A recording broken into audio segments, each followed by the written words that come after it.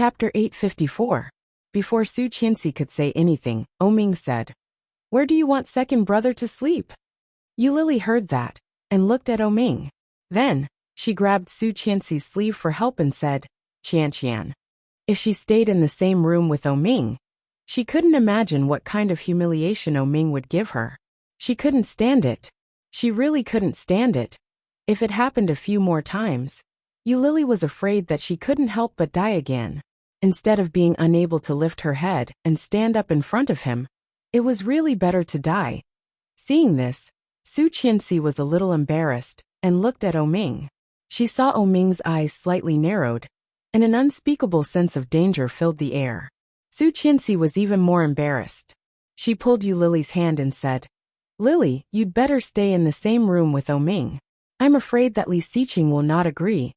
More importantly, she was afraid that Oming would not agree. Moreover, if she wanted to make them reconcile, she could only let them stay in the same room. This was undoubtedly the fastest way to achieve the desired effect. Just like she and Li Xiqing, they quarreled at the head of the bed, but they made up at the end. Su Qianxi gently pulled her hand away, then gently pushed Yulili and said, "Go in." At the same time, Oming had already taken her hand and said, "They are living together. What's the matter with you?" Yulili's heart stopped, and she immediately breathed quickly. She frowned and said angrily, "You know what I mean." Oming glanced at her coldly. His thin red lips curled up into an indescribable evil. He asked, "Then what do you mean?" Yulili was even more annoyed and sneered. "Don't you know what I mean?" Seeing these two people quarreling again, Su Qianxi coughed and said, "Oming, didn't you promise me?" "I know." Oming interrupted her and pulled Yulili in. He quickly drove Su Qianxi away and said, "Li Xiqing is waiting for you. Go quickly. Then I'll go first. You have a good talk." Su Qianxi put down the things and handed them to Oming. "Here Lily's things." Oming only glanced at it before turning to look at Yulili with a faint smile. Being stared at by him, Yulili's face immediately became hot. It was as if he had seen through her. It was as if he had seen through her. She turned to look at Su Qianxi and shouted, "Qianqian, Qianqian, how about you lend me a few hundred yuan? I will take a taxi back. I have rented a house in the capital. I will go back now. I just remembered that I still have a lot of things to solve at home." Su Qianxi's eyes were hot. Oming slightly tightened his grip on her wrist. He sneered with some displeasure and said, "The shabby house that you used to commit suicide?" Yulili paused and turned to look at Oming. She saw Oming's pair of peach blossom eyes, with an unknown smile, looked at her and said, "The landlord has already driven you out. The deposit and advance payment that you originally paid have all been returned to me. They have been taken by me." Yulili was annoyed and blurted out, "What right do you have?" Chapter 855. Su Qianxi was locked outside, and suddenly felt a little flustered. Did she do something wrong? It seemed that the relationship between Oming and Yulili was not as simple as she had imagined. Oming wouldn't hit someone, right? Su Qianxi felt a little distressed. She leaned against the door and listened but heard nothing. After a long while, she stood up and carried her things to the suite in the north. She took out the room card, and with a beep the door opened. Su Qianxi threw all the things she had bought on the sofa in the suite, and sat on the side. Her legs were a little sore. Just then, Li Xiqing had just taken a shower. He opened the bathroom door, and came out with only a bath towel on him. Seeing her coming back, he dried his hair and asked, "Where did you go?" "Shopping, buying clothes, eating." Su Qianxi sat on the sofa, a little sad, and said, "Honey, I'm thinking if I did something wrong. I let Lily stay in the same room with Oming, but it seems that she really doesn't want to be with Oming. Will Oming hit her? What should I do?" Li Xiqing heard that, and couldn't help laughing. He came up and gently pinched her cheek, saying, "How is that possible? Oming has been educated as a Western gentleman since he was a child. He never hits women. Will he scold women?" Su Qianxi looked at him, feeling a little nervous. Li Xiqing heard that, and was silent for a moment. It was hard to say. Oming's mouth was so dirty. But seeing his wife's worried look, he still said, "No." Hearing that, Su Qianxi breathed a sigh of relief and nodded. "That's good. Let Oming reform her. But it seems that Oming really doesn't like Lily anymore. Are you sure this will work? I don't know. Lily is a woman with a big heart. She wants a lot of things. Li Siqing threw the towel aside and said, Oming actually likes her very much. Don't think too much. What big heart? Lily is a very easy person to be satisfied. Su Qianxi was a little unhappy. Li Siqing heard that, and smiled without saying anything. Seeing his expression, Su Qianxi felt a bit depressed. What's with that expression? If she was so easily satisfied, she wouldn't have left in the first place. This woman is far more complicated than you think. Of course not. I know her very well. You don't understand, Mrs. Li. She is not as innocent as you think. He pulled her up. I don't think she deserves Oming. Hearing this, Su Qianxi was even more annoyed. She shook off his hand and said, It's obvious that Oming doesn't deserve Lily. Lily is such a good girl. But Oming doesn't know how to cherish her. Do you know how many people like Lily back then? You don't even know Lily. How can you say that? Li Siqing felt a little helpless and said, Let's not dwell on this issue. Go take a shower. She glared at him, stomped her foot, and waved her hand. Don't go to my bed tonight. Li Siqing looked innocent, and did not know whether to laugh or cry. Did I do something wrong? She had already turned around, and walked directly into the bathroom, ignoring him. Lily resisted and tried to take her hand back, but Oming held it tightly. Chapter 856. He forcibly dragged Lily into the room, then locked the door and pushed her in. Oming, what do you want? Lily was extremely angry. What's the matter with the house? Don't you understand? You almost committed suicide in that place. The landlord was very angry and drove you out. Oming slowly reached out and unbuttoned his shirt. His movements were slow and elegant. Lily was even more annoyed and said angrily, It must be your trick, right? The landlord likes me very much. How could he drive me out? Heh. Oming glanced at her from the corner of his eye. There was contempt in his sneer. You're too naive, little you. You almost killed someone there. If word of this gets out, how are you going to rent out the house? Do you really think that everyone can like you forever? Do you really think that everyone can like you forever? That last sentence made Lily's heart skip a beat. Looking at him, Lily turned around, and was about to open the door. Oming looked at her and said in a lazy tone with a faint smile, What do you want to do? Lily ignored him, and trotted toward the door. Oming said in a cold tone, Your good friend asked me to talk to you. Do you want to let her down? Lily stopped opening the door and looked back at him. After a long time she asked, What do you want to talk about? I don't know. Oming shrugged and walked over slowly.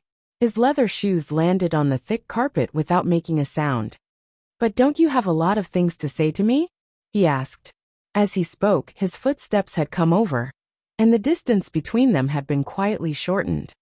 For example, what you just wanted to say to Su Qianxi, but when you saw me coming over, you took it back. The footsteps had reached the door, and the distance between them was only 2 steps. Oming stopped, put his big hands in the straight and neat trousers pocket, and slanted his lips. The curve was not big, but it was evil and charming. Lily's heart skipped a beat, and she looked at him incredulously. Really? Will he really believe that there is another reason? Will he really believe that? I didn't mean it. This result was far beyond Lily's expectation. Lily's eyes were wet, and she almost cried out. Excitement and elation instantly condensed in his chest and overflowed with words. Looking at him, Lily was about to speak, but the next second, Oming said, I am very interested to know what kind of lie you almost made up today. The words on the tip of Lily's tongue were crushed and swallowed back. Just like the 2 children back then, they died in the womb. The excitement and joy he felt just now had turned into a joke at this moment. Lily looked away, and didn't want to say anything more. She turned around and unlocked the door. Oming's eyes darkened. He reached out and grabbed her arm. Then he turned her around, and pressed her against the door. The wooden door immediately made a dull sound. Lily stared at him, gasping for breath. Chapter 857. Lily felt a burst of anger and sneered. When it comes to lying, who can be better than you? Mr. Oming, I can't compare to your ability to make lies. Is that so? Oming pressed harder against her, and the smile on his face widened. So you can tell which of my words is true and which is false. However, even though he had a smile on his face, his eyes were ice cold. It seemed that the next moment, he could crush her on the spot. Lily fearlessly looked at him, with a sneer on her lips, and slowly said, Of course, don't underestimate the degree of my understanding of you. This time, even Oming's eyes narrowed. He looked at her deeply, like a rippling lake, with layers of white moonlight so deep, so thick. Then let's do a test, how about it? Oming pressed against her, chuckling and touching the tip of her nose. Their breaths were intertwined, and it was impossible to distinguish each other. Lily stared into his eyes, and the moment her sight fell into his deep eyes, it seemed that the whole soul of the person was attracted to him. She had no power to fight back. What? Lily even stuttered. Oming looked at her, just chuckling, but it was indescribably evil. Lily. Oming raised his other hand, pinched her chin, squinted his eyes, and said in a low voice, I still love you. I still love you. These words made Lily's pupils shrink, and her heart beat uncontrollably. It was so fast, as if a small motor was installed, and even her body was shaking with it. Oming's hand was placed across her chest, and he could clearly sense the subtle changes in her. His eyes slightly narrowed. Oming slightly leaned his face forward and kissed her lips. Lily's heart beat faster, and she couldn't believe it. Looking at the face in front of her that was getting bigger and bigger, she was stunned for a moment and didn't know what to do. Oming closed his eyes and forced his way in. He skillfully pried open her pearly white teeth and quietly penetrated her. His movements were gentle, but Lily's heart almost jumped out of her chest. She flew to the past, to the time when he still loved her. I still love you. Is that true? Unknowingly, a layer of water vapor had condensed in her eyes. When she blinked, the water droplets hidden in it suddenly fell down. His breathing became shorter and shorter. With a throbbing heart, she lowered her eyes to look at him. Oming tasted the salty tears. He opened his eyes and looked into her confused eyes. Oming! Lily looked at him. The smile on Oming's face widened, and he whispered in her ear, Didn't you say that you understand me? So are my words true or false? In Lily's heart, there was a voice screaming crazily, Really, really, really. However, rationality pulled her back to reality. How could that be? Didn't Oming hate her so much? However, the pair of eyes in front of her were smiling and gentle, so real. The voice in her heart was about to come out, but it was like a fishbone stuck in her throat. If she said something wrong, would he say that she was overthinking? And then she would be more humiliated. Lily looked at him and whispered, Liar. Chapter 858. Oming lowered his eyes and chuckled. With appreciation in his eyes, he said, Smart girl. Lily's eyelashes fluttered. She looked up at him with a smile and asked in a low voice, Is it interesting? Oming, you don't want to let me go. Isn't it because you want to retaliate against me? Why don't you let me die of anger? Oming heard the words, gently lowered his forehead, and put it on her forehead. He said slowly, Why should I let you go so easily? His voice was gentle and pleasant, but it was with great sin. Lily could clearly feel the resentment in it. So cruel. You know. Oming's big hand gently moved down and whispered, Your body is very attractive. His big hand wrapped around her waist and pulled her into his arms. Then he lifted her up. Lily was shocked. She struggled out of habit, but soon stopped moving and closed her eyes in resignation. With a low exclamation, Lily was already lying on the bed. Oming habitually put his knee on her lower abdomen, but soon, he thought of the matter of that year. Because of this action, which had become a habit, the two children turned into a puddle of blood. Oming's heart was slightly tingling, and he quickly moved his knee away and fell between her legs. A pair of beautiful peach blossom eyes looked at her and said with a faint smile, These things you bought are not cheap. Even if Su Qianxi gave them to you, you wouldn't accept them, would you? Lily listened and stared at him. Her red lips were slightly raised with sarcasm. Look, how well he knows me. So what? To save you. Oming's long fingers gently lifted her chin. It doesn't matter who you sell it to. Sell it to me in the future. Then he lowered his head and kissed her lips hard. The price I give is higher than anyone else. He had sacrificed his entire heart for this. Maybe it would be impossible to get it back in this life. Who would give a higher price than him? Haha. Lily sneered and looked up at him. Ming's eyes deepened, and he smiled evilly. He bent over and buried his face in her neck. Hot and passionate kisses fell on her body. Lily's eyes trembled slightly. She felt the impulse of the man in front of her, and her heart was full of sadness.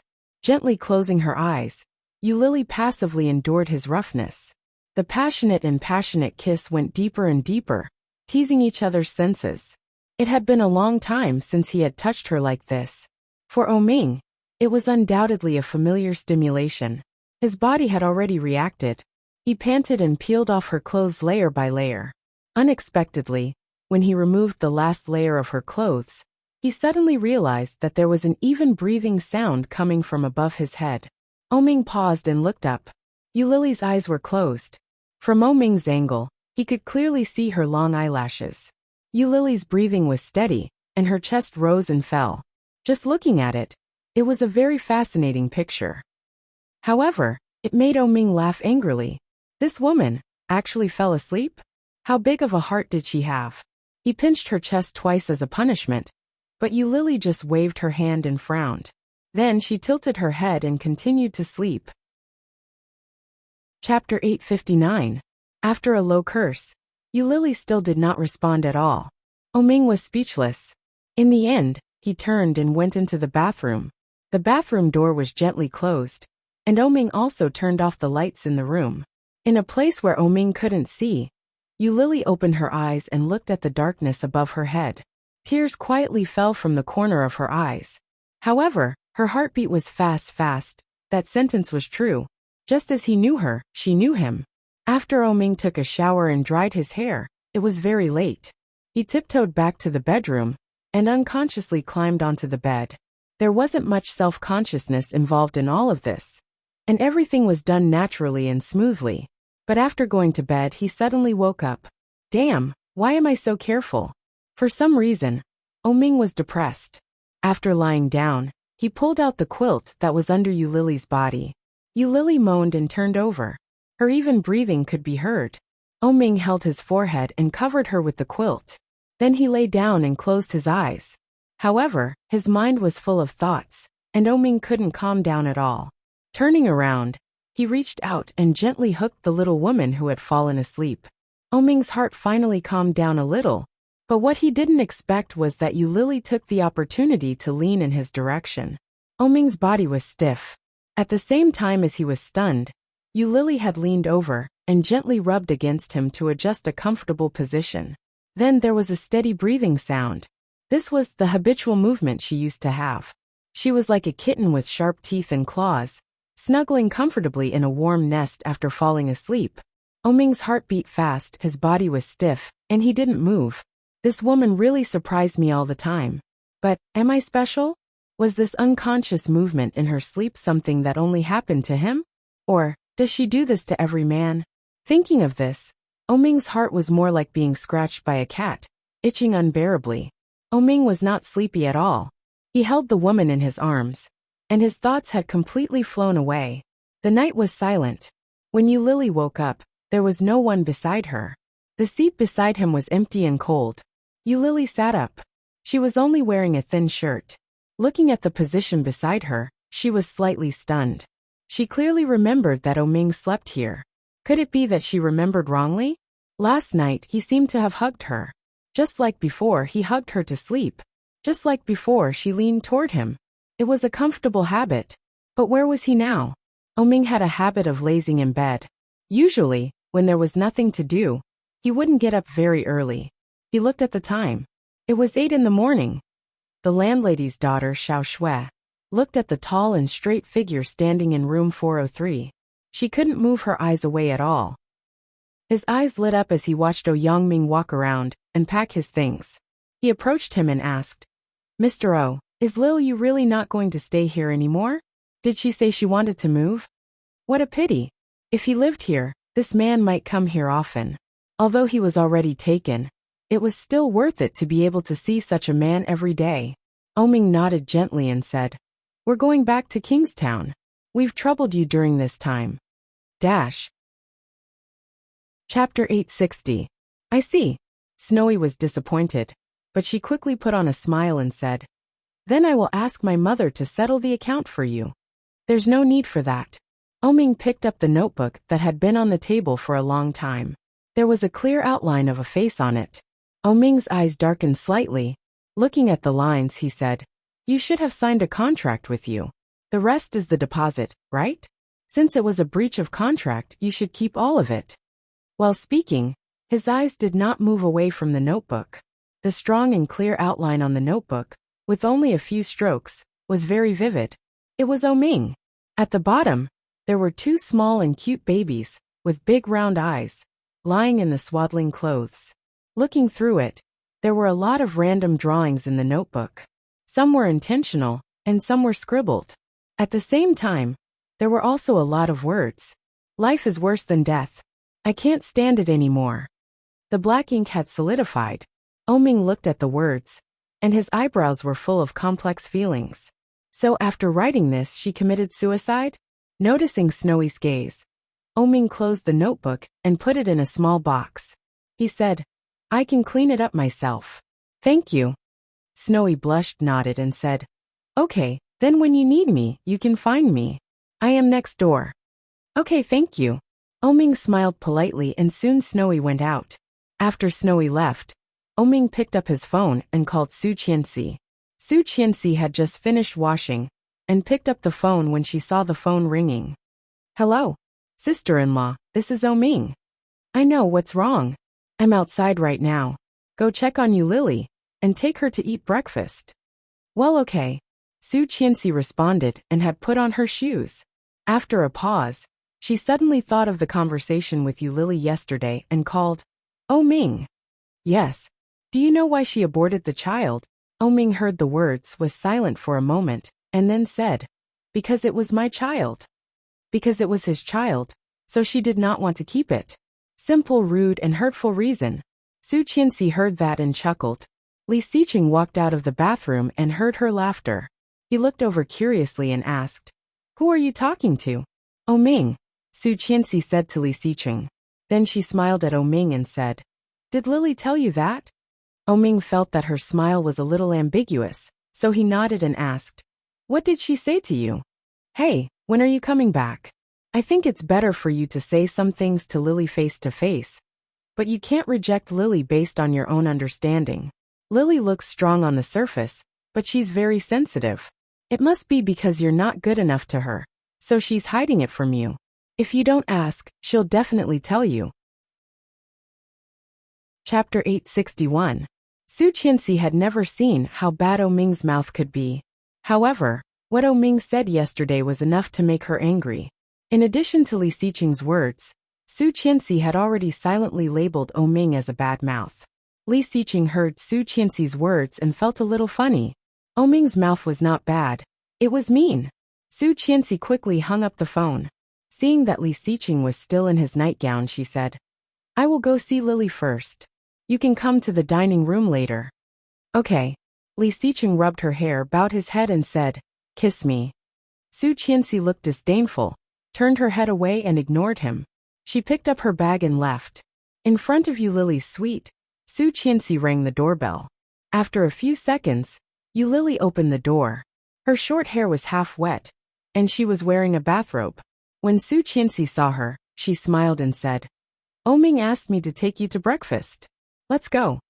Lily blinked and felt a little surprised. She asked, "Oming asked you to come?" "Yes," Su Qianxi said as she got in. She looked around and said, "How did you sleep last night? Is the room good?" "Well," Lily closed the door and said casually, "It's okay. I booked the room." Su Qianxi said with a proud look and whispered, "How about last night? Did you say anything to him?" "What can I say?"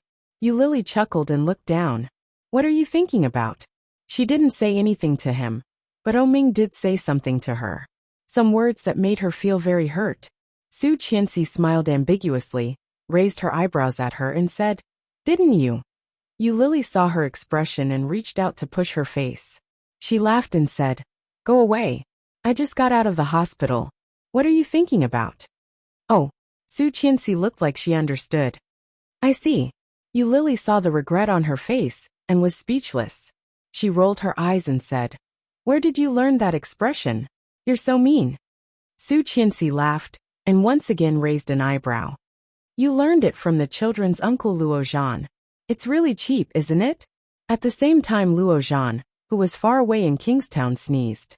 The soybean milk and fried dough sticks in his mouth all sprayed out. On the other side, Luo Ran closed his eyes and gritted his teeth. The blue veins on his forehead bulged as he gnashed his teeth and roared, "Bastard!" Luo Zhan shivered and immediately jumped back.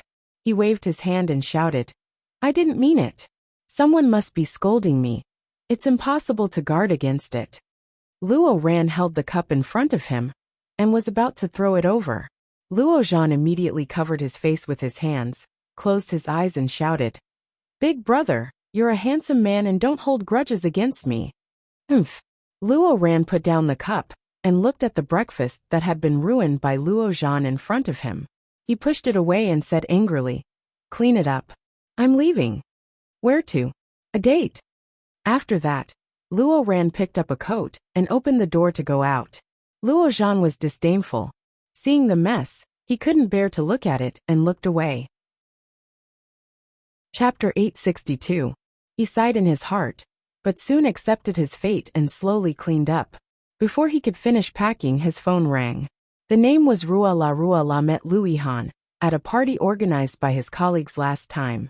She had a great admiration for IT men who worked in the computer industry. Especially for Luo Zhan, the famous Z, there was a kind of fanaticism that was almost like a brainless fan. From the day they met, she started a crazy pursuit of Luo Zhan. It was said that it was easy for a woman to pursue a man. Luo Zhan did not have much feelings for this girl, but he had been single for so many years. He was not in a hurry, but his family had been anxious. One by one, they urged him to find a girlfriend or a wife. Coincidentally, there was such a girl, so Luo Zhan reluctantly followed her. In a popular saying, it was above friendship, the kind of boyfriend and girlfriend who had not confirmed their relationship. Picking up the phone, Luo Zhan said while cleaning up, "Hello." Ruala was a typical southern girl, speaking softly. Hearing Luo Zhan's words, she asked softly, "What are you doing?" "Cleaning the table. I just had breakfast." When Ruala heard this, she exclaimed in surprise and said, "You actually know how to cook. That's amazing." "No, my brother bought it." Ruola's voice paused, and soon she laughed and said, "It's also amazing to clean up. By the way, today is Saturday. Do you have any plans?" No. For Luo Zhan, he could only eat, sleep, play games, and work. There was nothing else to do. "Then, shall we go to the movies?" Ruola's voice was shy and excited. She asked carefully, for fear of being refused. Luo Zhan clearly noticed her nervousness. He looked at the time and said, "It's too early to watch a movie. Why don't we go to the amusement park?" "Okay," Ruala blurted out with excitement, but soon, her voice lowered and she said, "Don't you like to go to that kind of occasion?" "I don't like it very much," Luo Zhan said honestly. "But don't you girls like it very much? It's a rare weekend. Let's go together." Ruala felt like her heart was covered with honey. She nodded and said, "Well then, see you later." "All right." Luo Zhan hung up the phone. When he was about to take the dishes to the sink, he suddenly slipped and fell backward. Ping ping ping lang, a clear and solemn voice sounded sorrowfully. Luo Zhan fell on his back and grimaced in pain. He got up and looked around. There was actually a small puddle of white soy milk at the place he had just stepped on. "Damn, Luo Ran is too much. Hiss. It hurts." Looking at his elbow and body, Luo Zhan stood up to check. He took a deep breath and patted himself with grief and indignation. When he saw the debris on the ground, he suddenly felt terrible. When she lived with Louis Han, why didn't she have so much trouble? Sigh. After cleaning up, Luo Zhan lazily dragged his tired body into the room to change his clothes. Louis Han was playing golf with a client today. They arrived at the resort club early in the morning. As soon as they got out of the car, they saw a high-profile Maserati parked at the entrance of the club. This car model looks familiar. Glancing at the license plate number, he suddenly felt more familiar. A man wearing a knight's leather coat came out of the Maserati. He looked like a real person. Then he walked to the passenger seat, and a hot beauty got out. Chapter 863. As if feeling Louis Han's gaze, Luo Zhan quickly turned his head and looked at him. Louis Han raised his eyebrows slightly and looked at the girl next to him teasingly. Luo Zhan smiled slightly, looking quite pretentious. But as if he didn't know Louis Han, he quickly turned his head to look at the girl next to him, took her hand, and entered the club together. Louis Han looked at him pretending to be stupid, and inexplicably felt suffocated. He laughed angrily, but quickly threw the key to the doorman, turned around and walked in. The client arrived quickly. Louis Han ate with the client first before going to the golf course. However, coincidentally, when he was playing golf, Louis Han saw Luo Zhan again. Luo Zhan was standing behind the beauty, his arms around the beauty's body, and his hands were holding the beauty's hands. He didn't seem to be impatient with anything before. His eyes were gentle, and he was patiently teaching her how to play. He looked very skilled. But when did Luo Zhan start to play golf? Lulu, the client called him a few times, and Louis Han suddenly came back to his senses. He smiled and turned back to play with the client again, but he was not as focused as before. His eyes looked in the direction of Luo Zhan from time to time, and he seemed a little absent-minded. About half an hour later, the client was called away by a phone call. After Louis Han sent the client away, he was originally ready to take the car and leave, but when the doorman asked for the car, he stopped and walked back in. Luo Zhan and the girl were still in the golf course, but the actions of the beauty seemed to be much more skilled than before. Undoubtedly, Luo Zhan was a good teacher. But when did Luo Zhan learn it? Looking at the skills, he didn't look like a novice at all. Just when Louis Han was about to go up and say hello, Luo Zhan suddenly hugged the girl, looking ambiguous and very close. It seemed that there was a chance. Tut. What happened to being a single dog? What happened to not flirting with girls? He didn't look like a novice at all. Louis Han suddenly felt a feeling of being cheated, and inexplicably uncomfortable suddenly filled his heart. Looking at it, Louis Han finally didn't go up, but turned and walked out of the club again. Luo Zhan accompanied Ruola to watch a movie. The movie was chosen by Ruola. It was a romantic literary film that was very popular recently, but after watching for a while, Luo Zhan felt bored. Sitting in the seat drowsily, Ruola next to him quickly noticed, gently pushed him, and Luo Zhan immediately woke up. However, to Ruola's surprise, Luo Zhan's first sentence was, "I want to eat fish with pickled cabbage and chili today." But after saying it out loud, he suddenly realized that something was wrong with the surrounding atmosphere. Ruola blushed and nodded. Okay. On the big screen in the cinema, the couple was hugging each other and crying their hearts out. Low sobbing sounds could be heard from the surroundings. Yora, who was in front of him, also had tears in her eyes, and she looked very pitiful. However, Luo Zhan suddenly had a feeling of displeasure in his heart. Baffled, she was filled with shame and anger. Chapter 864. Luo Zhan stopped and stood in the same place. Ruo Zhan tried to pull him but failed. She turned back to look at Luo Zhan and asked, "What's wrong?" Luo Zhan shook his head gently and said, "No, I just suddenly remembered that there's something that hasn't been solved yet. Why don't you ask your best friend to have a meal together? Or you can go back first. I need to go back to the company to take care of something." Ruola felt a little disappointed when he heard that. But seeing Luo Zhan's expression, she nodded and said, "Well, then don't work too late. Remember to sleep early at night." Okay. Ruola looked at him with some reluctance. With a light step, she came in front of Luo Zhan. Luo Zhan was a little surprised and looked at her in surprise. Ruola's hands gently leaned on his shoulders, and the soft touch made Luo Zhan feel a little strange and magical. Ruola blushed slightly, stood on her tiptoes, and kissed him gently on the lips. Luo Zhan was stunned in place, but Ruola didn't dare to look back and just walked away. Looking at Ruola sprinting back, Guilt and self-blame surged like a tide. Ruola was a good girl, but he didn't deserve her. He stood on the street in a daze. After a long while, he picked up his phone and called Luihan. Luihan was driving. He glanced at the car phone, saw the name displayed, and picked up the phone. Hello. Luihan, are you free? What? Tell me if you're free first. Tell me what you want first. Let's eat together. Luojan's voice sounded a little helpless. Hearing this, Luihan seemed to have guessed something. There was an 80% chance that he wanted to introduce his girlfriend to him. However, Luihan still pretended to know nothing and said, "Oh, okay, then let's have dinner together. Where are we going?" Luojan thought for a moment and said, "Let's go to your house. I want to eat your fish with pickled cabbage and chili." Damn, you can't do this, Luojan. You still want to exploit me? Luihan laughed angrily. Do you want to present me with borrowed flowers? Luojan was silent for a moment. Is this how you offer Buddha with borrowed flowers? That didn't seem to be the case. However, he had never been good at understanding idioms. Luihan was much better than him. It shouldn't be wrong, right? Luojan thought about it, pretended that he knew everything, and said, sort of. Will you do it or not? All right, I'll congratulate you. I'll go buy some groceries first. Wait for me. After that, Luihan hung up the phone. Luojan was a little confused. Congratulate him for what? Luojan's car had been driven away by Luo Ran, so he basically had to take a taxi today. It was a bit far from Luihan's place, so it took 40 minutes to get there. Luihan had already bought all the ingredients.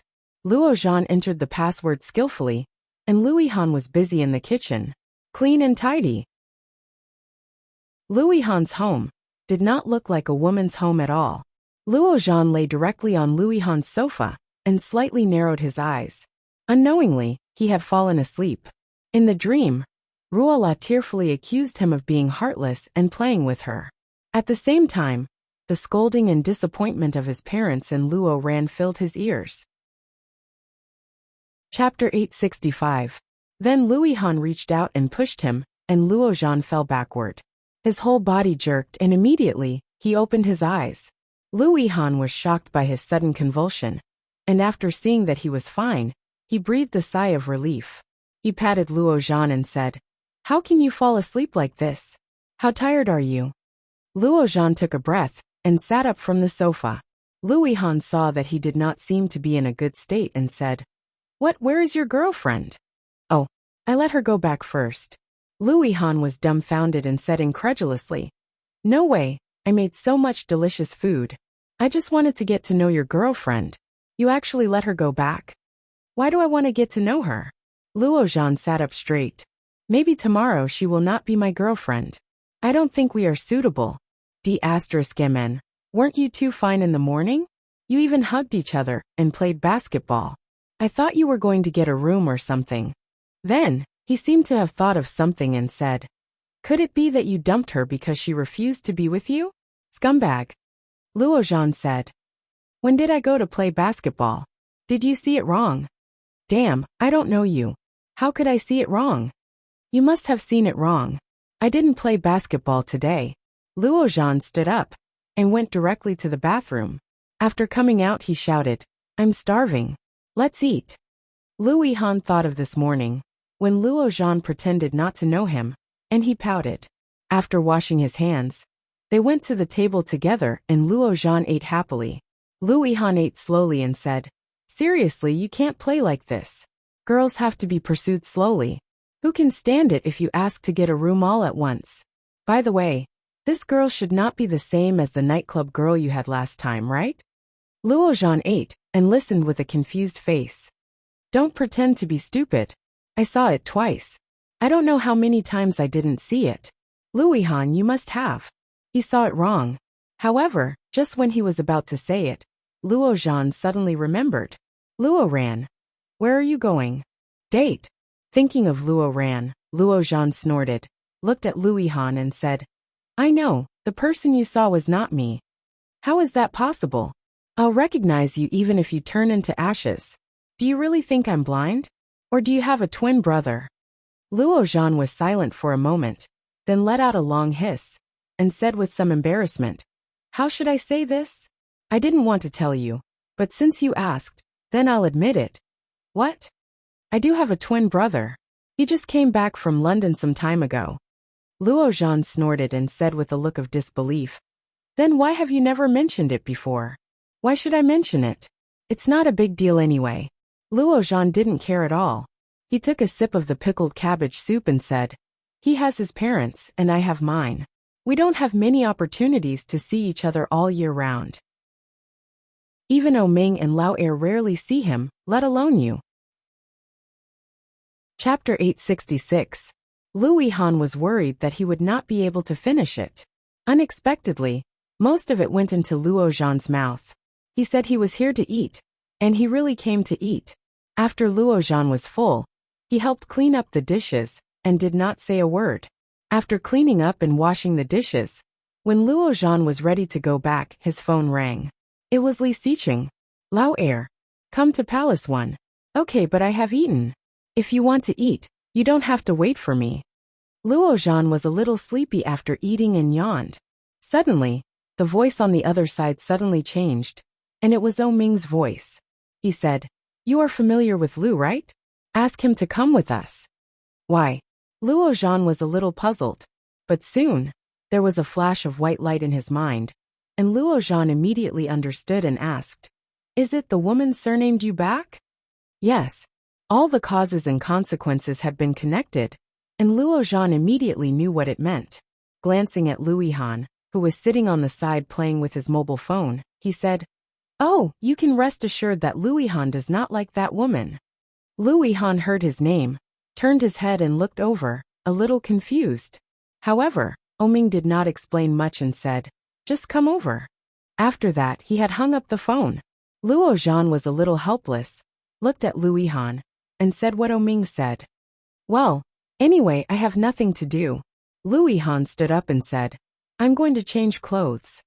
At 1 o'clock in the afternoon in the capital, Oming came back with a lot of things from Yu Lily, all of which seemed to be more meaningful.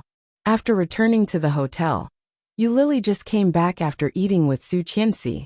Seeing the pile of things that belonged to her, Yu Lily was a little surprised and felt very close. She took the phone, turned it on, and went to play with other things. Oming watched her quietly hide the notebook before looking at other things. His eyes were slightly deep, and he took the lead to say, let's go back to Kingstown today. Yu Lily heard that, slightly stunned, thinking that she had heard it wrong. She looked up and asked Oming, what did you say? Go back to Kingstown and stay in the Shishan villa. Oming sat on the sofa and slowly unbuttoned his cufflinks. You seem to be good at drawing. Why don't I arrange a job with comics for you? There was a comic website under O Group, which was mainly a charging channel for wireless clients. Yu Lily had already heard of the website's high potential, but to directly give him a position, wasn't this the legendary backdoor entrant? Wait, how did he know that she was good at drawing? Yu Lily subconsciously looked at the notebook that she had secretly hidden. Here, after her diary disappeared, it replaced it and became a new diary. It had always been by her side. Oming probably saw it. In addition to the text, there were also many illustrations. Many of them were human faces, and Oming was undoubtedly the one with the highest appearance rate. And Lu Han second. Oming squinted at her and said, you still like that Lu Han? Yu Lily didn't know what he meant by that. She looked at him anxiously. What are you afraid of? I won't eat him. I don't really like him. In the past, I especially liked this type of boy, but now I don't like him anymore. Is that so? Oming's voice was low, and the meaning was unclear. Chapter 867. When Oming heard those 3 words, it was as if he had heard something funny. A pair of peach blossom eyes looked at her, and his smile deepened. He gently took off his coat, and his voice seemed to be careless. He said slowly, if I understand it correctly, the so-called jealousy should be an irrational behavior of a person who is unhappy, angry, uneasy, or even angry when his lover faces another person of the opposite sex. Jealousy was jealousy. After being translated in this way, Yu Lily suddenly felt that the word suddenly became lofty. He continued, and you, do you think that you are my lover?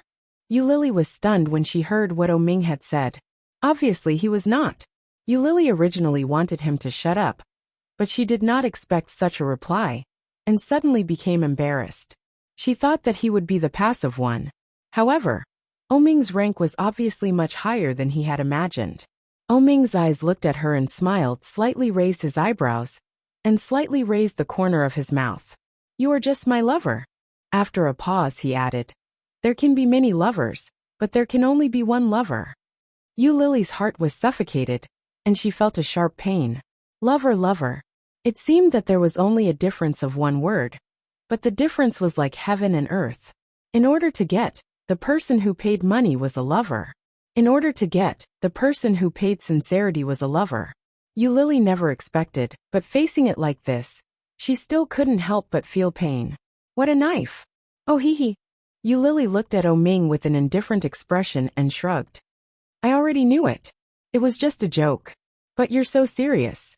I'll think you're hiding it, Mr. O. Oming's expression was obscure, and he said with a faint smile, it's best to say it clearly, so that you can stop thinking about something that doesn't belong to you. Yulili's face was even more terrible.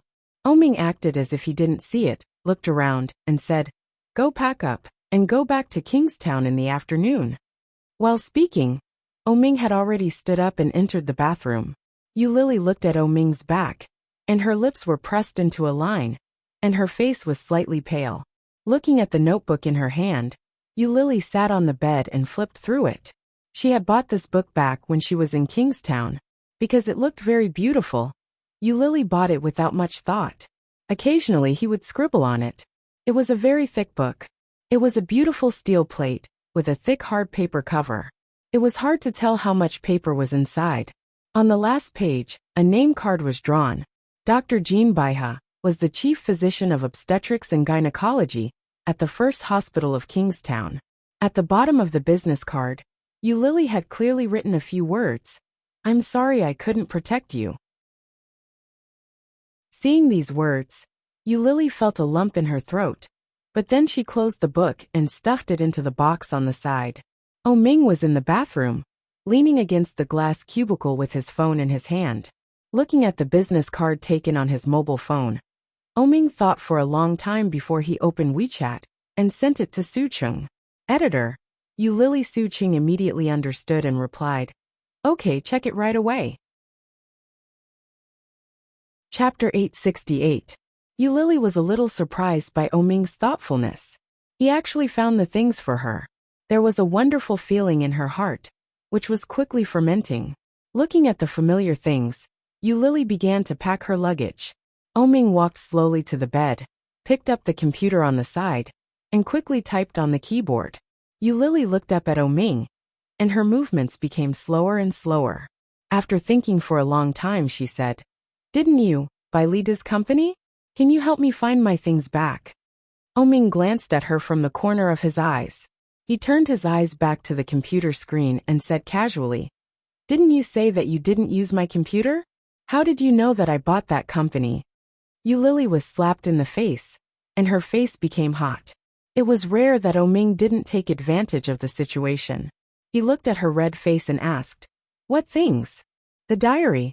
Yulili looked at him and said hesitantly, the blue diary is the one you read before. The diary that was taken away by Lida. Although she didn't know what they were going to do with it, that diary was very important to her. Thinking of the day that Oming smashed the diary on her wall full of photos, Yulili had an indescribable pain in her heart. He didn't finish reading it. If he finished reading it, he would definitely not be like that. Oming looked up at Yulili and said, I found it. Yulili's eyes lit up. Where? It's gone. Yulili was stunned and asked, what do you mean by gone? I didn't find it. It was torn up by Lida's wife. Oming's people left several times, and then Oming let him see the technical loopholes of his company materialize, and then be destroyed by Lida himself. In less than 3 days, the value and reputation of the whole company had plummeted. But no matter how much Lida begged for mercy and cried, he couldn't take out the diary. The life of this small company had come to an end. Hearing that, Yulili was disappointed, but at the same time, she expected it. Oh. Yulili lowered her head and continued to pack things. There was a brand new box in the room, which was just sent by the waiter. Lily had bought quite a lot of things yesterday. When she packed them up, it was just enough to fill a box. While stuffing things into the bag, Lily was still a little unwilling. She turned her head and asked, "That diary, where did you read it?" "Does it matter where I see it?" Oming asked. Lily pursed her lips, looked down and shook her head. "It's not important. Anyway, it was already like this." Lily's heart was slightly disappointed. She turned her head and continued to pack up. Oming raised his eyebrows. It seemed that there was more to the diary than met the eye. What a pity. But when Oming looked at Lily, who was quietly packing her luggage, especially when he saw her folding her clothes, he felt inexplicably happy. In a place where Lily couldn't see, he smiled slightly and lowered his eyes to continue his work. When they arrived in Connecticut, it was already 5 or 6 in the evening. Li Xiqing and Su Qianxi were about to go home, but were stopped by Oming. Chapter 869. Old friend. Lily suddenly thought of Luihan. Seeing Oming's ambiguous eyes, Lily felt a little repulsed. This guy, is he going to use Luihan to deal with me? What does he want to do? While bullying me, he is also going to hurt Luihan. Lily felt that Oming was despicable and shameless. When she met his intense gaze, Lily pursed her lips and braced herself to say, "I don't have any old friends. You know that I don't have a good relationship with anyone in Kingstown. Are you very popular in the capital?" Oming asked. Lily was speechless, glanced at him, smiled and did not answer. Oming asked Li Xiqing to call Luo Zhan, and then went to Palace 1. They got a private room together, eating and singing. After ordering, Su Qianxi dragged Lily out to sing. After the food was served, Luihan and Luo Zhan also arrived at the same time. While Li Xiqing and the others were eating, Luihan and Luo Zhan began to sing while waiting for them to eat. Oming was the first to eat. Elegantly and slowly wiping his mouth, Oming walked to Luihan calmly. Lily saw his behavior and was inexplicably nervous. She stared at him, for fear that he would suddenly punch Luihan. Oming was also paying attention to Lily at the same time. Naturally, he had seen all her reactions. With a cold smile, Oming sat not far from Luihan. He said, "I heard that you have a project and are looking for investment." Luihan heard the words and looked over, quite surprised. "Yes, it's a mobile game. I know, I have heard about it. Your project is not bad. How about telling me the details?" Luihan did not expect that Oming would be interested in the project of his small company. So, he specifically called him over to tell him about this project? However, O Group is such a big company. As the boss, Oming must be very busy. How could he have time to pay attention to such a small person? Luihan knew that there must be something wrong, but as a small and medium-sized company that had just started, Luihan naturally would not miss any opportunity. What's more, if he could cooperate with O Group, then his reputation would definitely be great.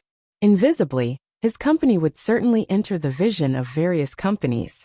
In this way, his future development would certainly be much more convenient.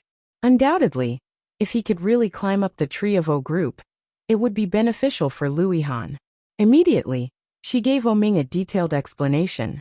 Luo Zhan was no longer singing, and their voices were clearly heard by everyone. Lily's heart skipped a beat. She suddenly understood why Oming suddenly called Luihan today. This was a demonstration to her, and at the same time a warning to her. For a company like Luihan's, if Oming didn't want it to exist, he could just say the word. Oming had done Luihan a favor on purpose in front of her. Naturally, he could destroy it at will. Lily was not a fool. She put down her chopsticks and felt a little uneasy for the rest of the time. It was 2 hours later. Lu returned. Chapter 870. However, the furnishings and furniture in the villa had all been changed. The diamond-shaped sofa in ancient European style, the simple retro brown and yellow wallpaper, and the thick ancient European pattern carpet. Even the style and color of the interior lamps and chandeliers were different from before. It was strange.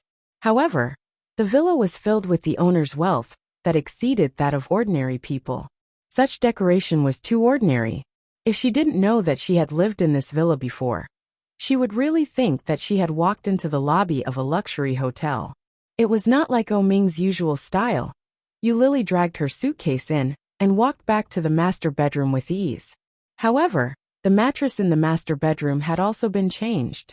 The complex retro color, dark green and dark yellow intertwined, was strong ancient European style. Yulili hated this color, especially the color of the bed. Looking at it, she even lost the desire to sleep. Yulili heard footsteps behind her, and she turned to look. Oming walked over slowly and said, "You go to the next room to sleep first." The indifferent command made Yulili feel like she had been trampled under the foot of the dog.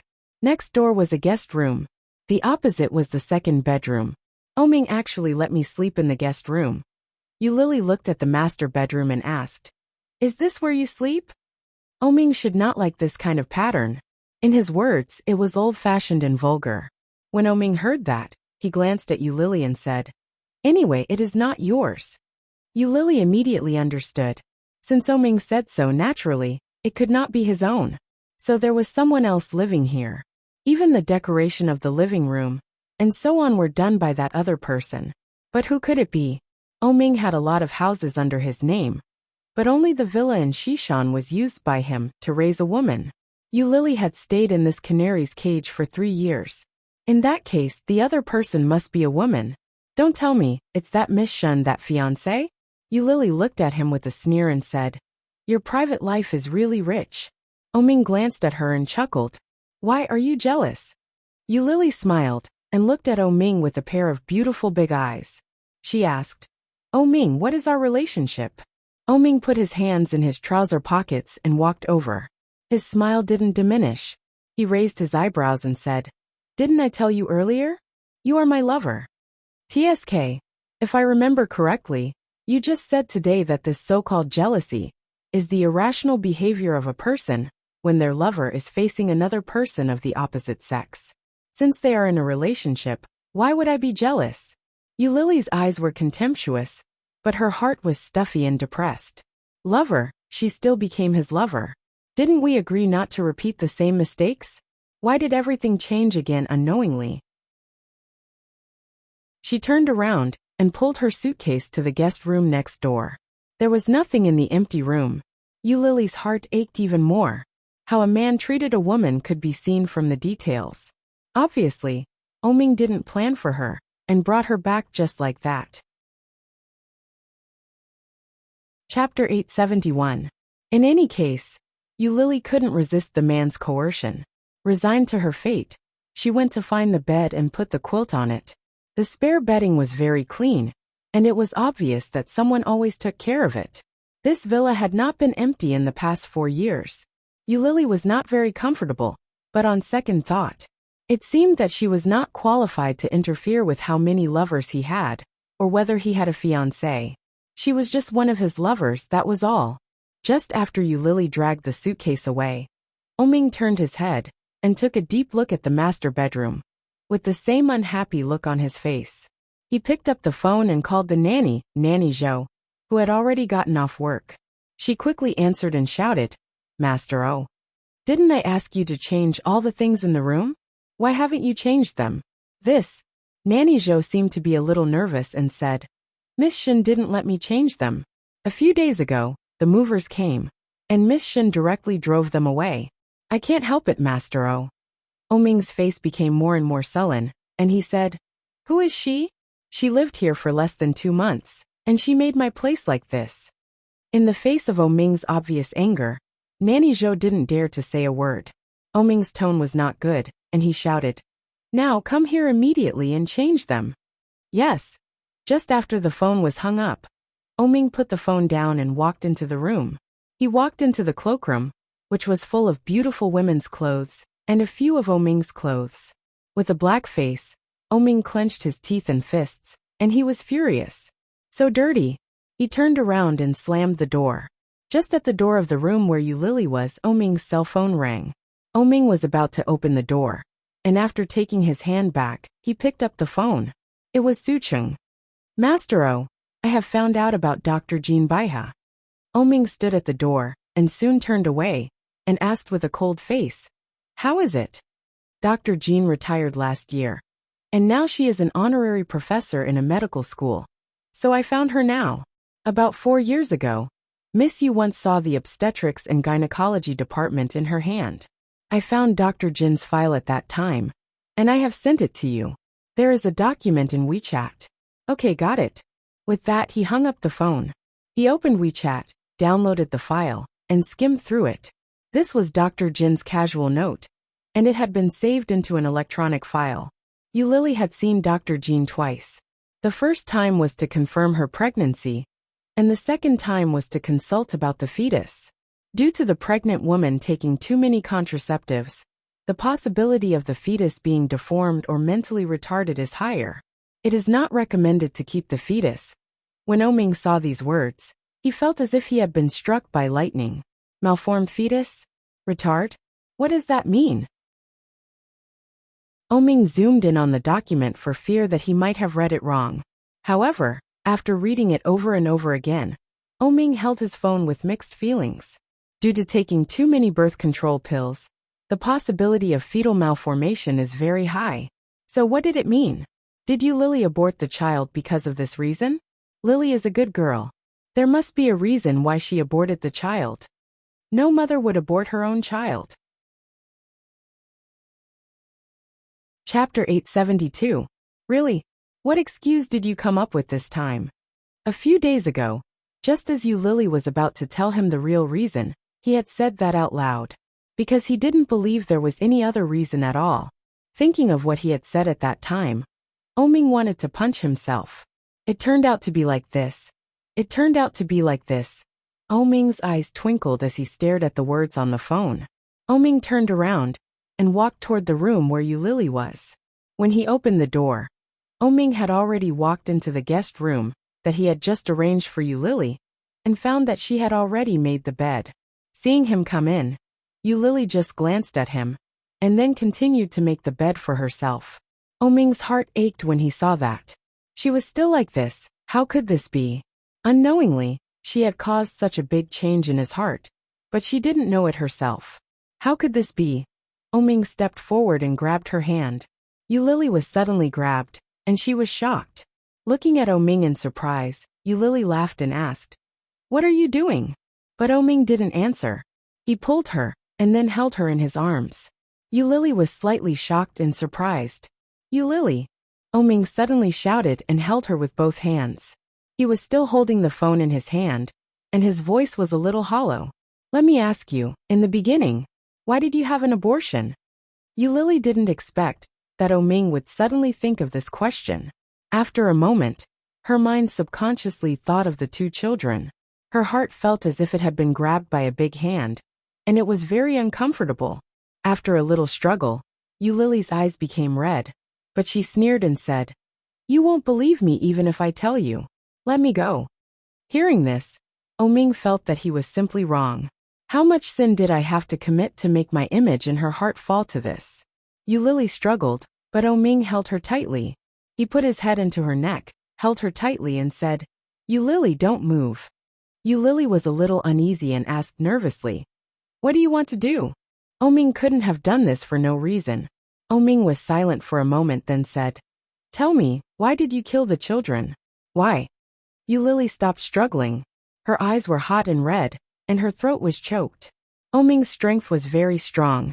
He circled Yu Lily, as if he wanted to embed her into his body. Yu Lily looked up and sneered, "Are you regretting it? You regret bringing a woman like me back to Kingstown, right? It's okay. I'll return your money to you. Let me go, I'll return it to you later." Oming's heart ached hysterically. It was that face again. Couldn't this woman try to tell him the truth for once? If Oming was still the Oming who didn't know the truth, he would have been enraged by her words. But now, all that was left in Oming's heart was heartache and self-blame. But at the same time, he was angry at her attitude. He laughed angrily, "Let you die. I won't die in the future." Yu Lily secretly breathed a sigh of relief. That's right. The Oming just now is too abnormal. Yu Lily continued, "I still owe a lot of debt, and I can only die after I pay it back. So don't worry that you won't be able to collect your debt. It's just a matter of time. Dash. Chapter 873. I will work hard to make money and pay off all the debts I owe you first. As for the medical expenses, what if I don't give it to you? Oming suddenly said, straightened up, and looked at her face. Oming's expression was unspeakably serious. Looking at her, his beautiful peach blossom eyes were even more beautiful at this moment. You Lily, tell me the truth. Why did you abort the child? Oming looked at her with a pair of serious and deep eyes, which made you Lily feel a little sad. She looked away and looked at the ground, saying, Don't ask. You won't believe it. Maybe you will think that I made up an excuse to deceive you.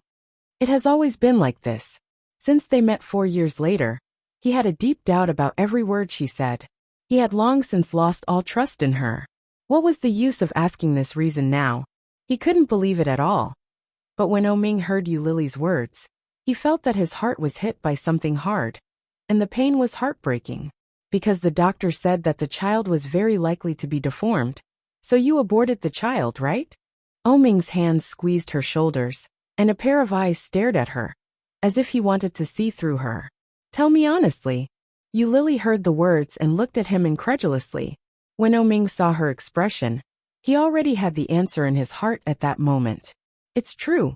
Yes, how can I believe such a reason? Could it be that the diary had something to do with this?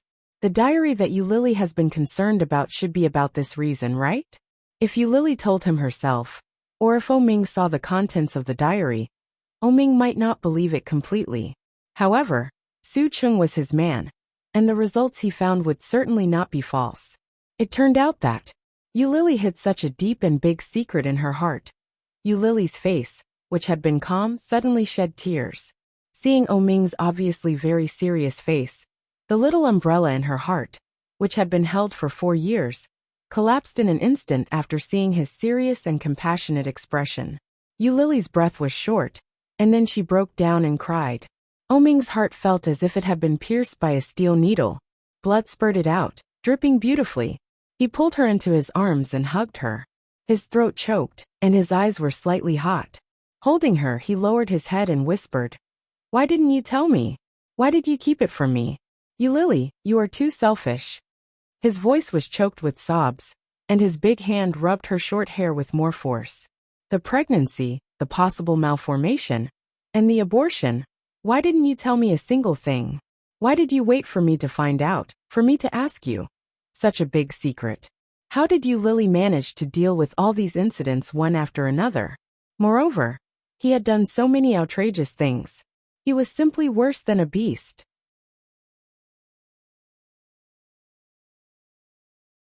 Chapter 874. Second brother's wife is pregnant, and it's twins. She shows off to me every day. When we have twins in the future, at least don't lose at the starting line. Oming's words seemed to be ringing in her ears. His words were full of longing and hope. Until now, Yu Lily still remembered them clearly.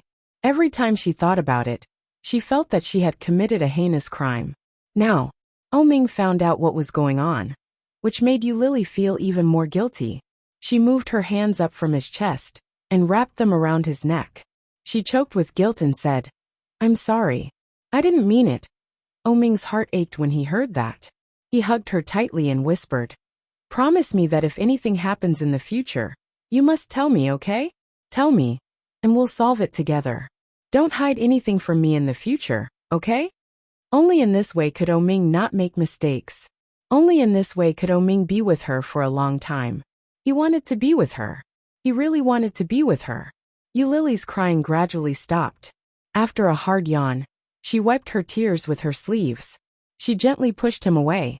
Her eyes were red and swollen from crying. She looked up at Oming. At that moment, Oming's eyes were also red. He looked at her and put his palm on her cheek. He gently wiped away her tears and whispered, Promise me, okay? Yu Lily almost cried again. She wiped her tears and nodded. She wanted to say something, but she was already sobbing. Yu Lily nodded and didn't say a word. Oming smiled and whispered, Let's go. Don't live here. I'll take you to the apartment in Yanjing. Why? Yu Lily looked up at him and asked. Oming looked at her and said, It's more comfortable there.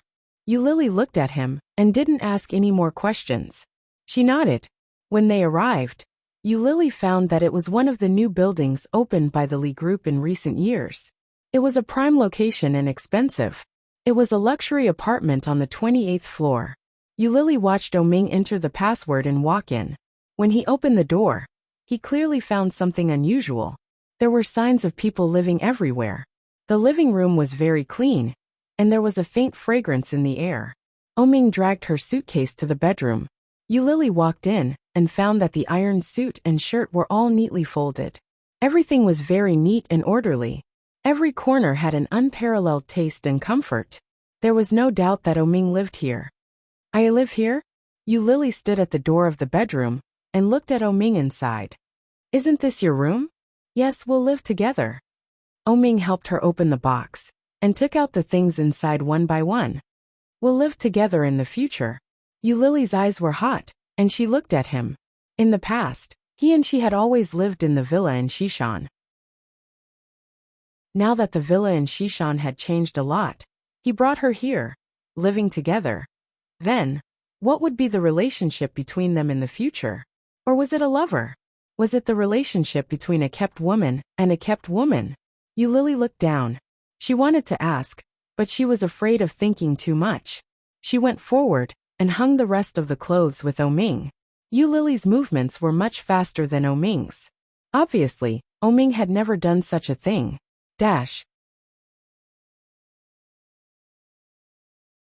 Chapter 875. Unpleasant sexual experience, sexual behavior, sexual injury. Ming subconsciously thought of the time in the bar in the capital, when he made her look bad in public. Hey! Ming felt a headache and scratched his head. He was very annoyed. Is it because of that? After that incident, Lily tried to commit suicide several times. Now she is actually suffering from sexual apathy. Ming felt that it was not an exaggeration to be cut into pieces. What should I do now? Sexual apathy could be a big or small thing. If every day was like today, Ming knew that he would not be able to bear it. Turning off the computer, Ming went to the bed and looked down at Lily, who had fallen asleep. After lying down with some annoyance, he held her and closed his eyes. The next day, as soon as Lily opened her eyes, she saw Ming putting on his clothes. Ming looked at her while fastening his cufflinks and said, "Let's go to the hospital today." Lily looked at him with some doubts and asked, "What are we going to do? I suspect that you have sexual apathy, and you are too thin now. Go and get some tonic to take to nourish your body." While Ming was talking, he had put on a suit. The burgundy suit had clear lines and a nice style. The familiar color made Lily sit up and shake her head. "No, I'm just in a bad mood recently. It should be fine in a few days." Ming glanced at her, not fully believing her. He looked at his watch and said, "Well, I have a shareholders meeting at 10 o'clock. I'll go first. Remember to eat breakfast." This way of getting along seemed to be the same as before. There was no change. Lily felt warm and nodded. "Okay." Ming came over and kissed her gently on the face. Then he walked out. After Lily washed up, she suddenly realized what Ming's words meant. Sexual apathy? Sexual apathy? What? Lily suddenly realized and thought of her state last night. It seemed a little. But wasn't sexual apathy something that only very old people would have? After washing up, Lily went out and picked up her mobile phone to search on Baidu. After reading the introduction, Lily felt a little inexplicable. Isn't it normal to be in a bad mood and not want to have sex?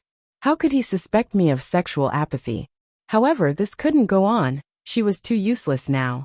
Could she only rely on Ming for a lifetime? Lily's computer had already been smashed. Now there was no computer around, so she had to take her mobile phone and find a job for herself. Suddenly, he saw a comic book advertisement. After he clicked on it, he saw a huge recruitment notice for a comic book artist. Lily saw it and clicked on it. At a glance, she saw a variety of comics displayed inside. The style was so ugly. Cartoonist recruitment, a promising future. Lily clicked on it and found that many comics were not as good as hers. Moreover, this website was also a new website. When Lily clicked on it, She was surprised to find that it turned out to be a new site under the O group. Could it be that the comic book job that Oming said he would arrange for her was here? Yulili added the website editor's QQ, and it was quickly verified. Yuli, hello. Chapter 876. Cartoonist. These 3 words had absolutely nothing to do with her now. Yulili felt a little embarrassed and replied, I'm just interested in drawing, not a cartoonist. Sisai. Well, we have a scriptwriter here, but we are short of cartoonists at present. Can you show me your drawing style? Yuli, okay. Yulili found the book she drew, took a picture of it and sent it to her. Sisai, great. What's your major? Yuli, computer. Sisai, haven't you learned painting? Yuli, no, I'm just interested in it. Sisai, great. I'll give you a script. You draw first, and I'll have a look. Yuli, is it an interview? Sisai, no, I just want to see more of your drawing style. We now have a plan to train cartoonists. I think your drawing style is very beautiful and refined. You can give it a try. Our full-time cartoonists have a basic salary. Here is the welfare information. You can have a look. Yuli, okay. She clicked it, and it was the welfare plan of this new website. Full-time cartoonists had a guaranteed basic salary of 3,000 yuan, and there was a share of sales, which was 50% with the website. If they could reach the level of a star work or a blockbuster, the monthly income could be as high as 100,000 yuan. Yulili was stunned and couldn't believe it. After reading it, she swallowed silently and replied, what if they can't reach the level of a star work? Sisai, then you can only get a guaranteed basic salary of 3,000 yuan. 3,000 yuan. If she was asked to find a job, the salary might be higher. But Oming would not let her find a job elsewhere. In this way, she could only work in O Group, and the salary she got would be much higher than that of ordinary people.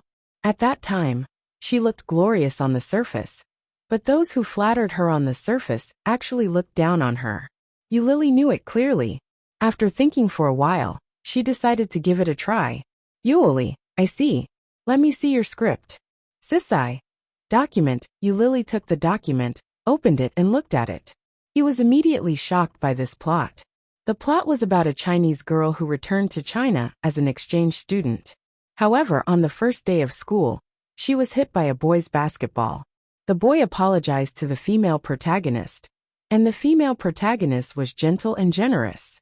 After accepting the boy's apology, she became the talk of the town. It turned out that this boy was the school hunk. From then on, many girls started to find trouble with her. But later on, the boy tried all sorts of ways to protect the girl. In the end, he fell in love with the girl and confessed to the female lead. After that, the female lead was targeted by the campus belle, green tea bitch. After that, she was targeted in all sorts of ways, and they fought to the death in school. What the hell? Are all manga plots like this now? Yulili's lips twitched, and she typed, will the plot of such a comic be popular? Sisai. This is an old trick, but tricks have always won people's hearts. Try drawing it first. Yuli. Okay, Yulili knew that her resistance was futile, but she had to try anyway. Yulili picked up the pen and began to draw seriously. After about an hour, Yulili drew a grid. Because there was no prototype, Yulili drew Su Qianxi. After taking a picture and sending it to Sisai, Sisai quickly replied.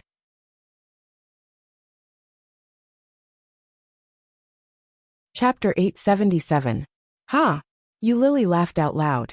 She didn't expect Su Qianxi to be so famous. Yuli. Because there is no prototype, I drew her. Sisai. Be careful that she asks you for copyright fees. Yuli, no, she is my friend. Sisai. Haha. Don't brag like that. Who is Su Qianxi? She is the boss of the Li Group, a strong woman in the business world. Is she a friend of this person? Sitting in the office, Yi Qianqian pouted. Seeing this reply, Yulili knew that this person definitely didn't believe it. But this was the truth. Yulili felt a little embarrassed, touched her nose, and also replied, haha, Sisai. Don't use real people as prototypes. You should design your own characters. It doesn't matter. We can teach you. You can also make your own original cartoon. Yuli, original cartoon? Sisai. Yes, it is your own idea, your own style and your own story. In this way, the copyright fees will be very high. Yuli. Okay, Sisai. You can use the digital tablet to draw. We will upload it directly to the internet. After the drawing is done, you can directly upload it. Yuli. Okay, Sisai. Your drawing style is very good, but you can't use real people as prototypes. Remember, even if you make a prototype, don't draw the face. It is too dangerous. Yuli. Okay, Sisai. You can try it. If there is no problem, we can discuss the signing process of a full-time cartoonist. Yulili was shocked and replied, so soon? Sisai, you have great potential. Come and try. I can teach you after signing the contract. Yuli. Well, let me think about it first. I don't have a digital tablet yet. I have to buy one. By the way, how much is a digital tablet? Sisai, you can buy one for more than 1,000 yuan to practice. When you get the royalties, you can buy a better one. If you draw half to death, and the royalties are not as expensive as a digital tablet, how miserable it will be. It was only after Yi Chanqian sent the message that she realized she had said something wrong. She added, you can use one that costs more than 1,000 now. Yuuli. Okay, thank you. Yulili thought about it and checked the digital board on Taobao. But she didn't even have 1,000 now. Ugh. Yulili was really destitute. She took the phone and fell on the bed. She flopped on the bed. What to do? Just when she was still distressed, her phone suddenly rang. It was an unfamiliar number from the imperial capital. Who is it? Yulili answered the phone. Hello. A woman's voice came from the other side. She sneered and asked, Are you Yulili? When Yulili heard his tone, she immediately became alarmed and asked, Who are you? My name is Shen Manting, Oming's fiancé. I heard that you came to my villa last night. I want to see you. I am at the Starbucks on the first floor of Hengyuan Square. I will wait for you for half an hour at most. Please be sure to come. The arrogant tone made Yulili sneer. She was a little disdainful. She rolled her eyes and said, Who do you think you are? What if I don't go?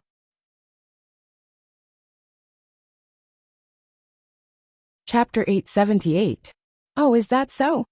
Yulili raised her voice as if she was very interested and asked, What is it about? Haha, you'll know when you get there. I promise you won't be disappointed. Shen Manting chuckled and looked like she was going to win. His tone and attitude made it clear that he was certain that Yulili would come. Oh, I see. Yulili nodded and looked serious. Well, wait a minute. I'll be there soon. Okay. Shen Manting was very satisfied with Yulili's understanding and said, Oming likes obedient women. No wonder he likes you so much. After that, she hung up the phone. Yulili looked at the phone and sneered. Naive. After saying that, he blacklisted Shen Manting's number. When did Oming like obedient women? Yulili tilted her head and thought for a moment. She suddenly felt that Shen Manting was a little sad. She shook her head and then continued to browse Taobao with her mobile phone. Shen Manting sat in Starbucks for half an hour, but she didn't see anyone like Yulili. Shen Manting furrowed her delicate eyebrows and felt a little displeased. She picked up the phone again and dialed Yulili's number, but it showed that she was not in the service area. What happened? No signal? Shen Manting dialed again, but the result was still the same. At this time, even if Shen Manting was stupid, she realized that Yulili had blacklisted her. Shen Manting was furious. She angrily hit the table and gritted her teeth. Many people turned to look at Zhang Xian. Shen Manting's face softened a little. She stood up and quickly walked out of the coffee shop. Yulili looked at the time and was in a good mood. She read comics on her mobile phone and quickly browsed the current popular comics rankings. She just read half of it, and soon there was another call from Mystery. It was also an unknown number, but the place of origin was Kingstown. Even if she thought with her knees, she knew who the caller was. Although Yulili was in a good mood, she didn't want to answer it at all. Yulili rejected the call and directly blacklisted it. On the other side, Shen Manting was so angry that she gritted her teeth. This woman dared to play with me like this. B*TCH. She started the car and drove to Oming's company. Oming was busy in the office after the meeting.